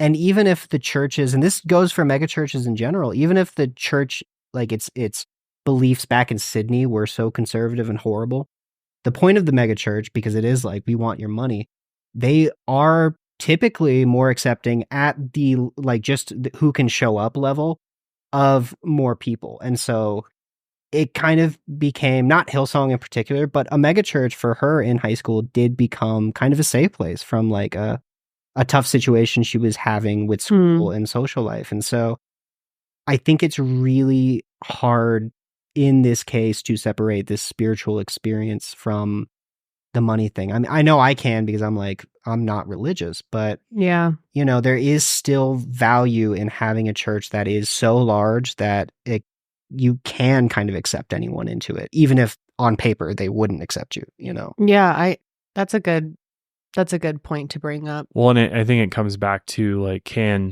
now that Brian Houston is out of Hillsong, and obviously there still could be further things going on that's illegal or sketchy, does forgiveness come into this? Like, can you forgive this organization for what they did and continue to play their music or separate the music from the church itself? I mean, Hillsong's got so many different companies or branches underneath it that I feel like it's almost impossible not to be able to do that because of that. So yeah, it's a complex issue. I mean, I guess I'm being pretty hypocritical. I stream Oceans all the time. Yeah, I mean, they have so many great songs, so it's like I get it why people are conflicted about it. Yeah, I do too. But I think it's up to everybody to interpret and make up their own decision on. But yeah, it's very complicated. Let us know your thoughts. But that is going to be it for us today. We will be back next week, of course. And until then, keep on taking your mind a mile higher. You like that move? I really like that move. That was cool. Thanks.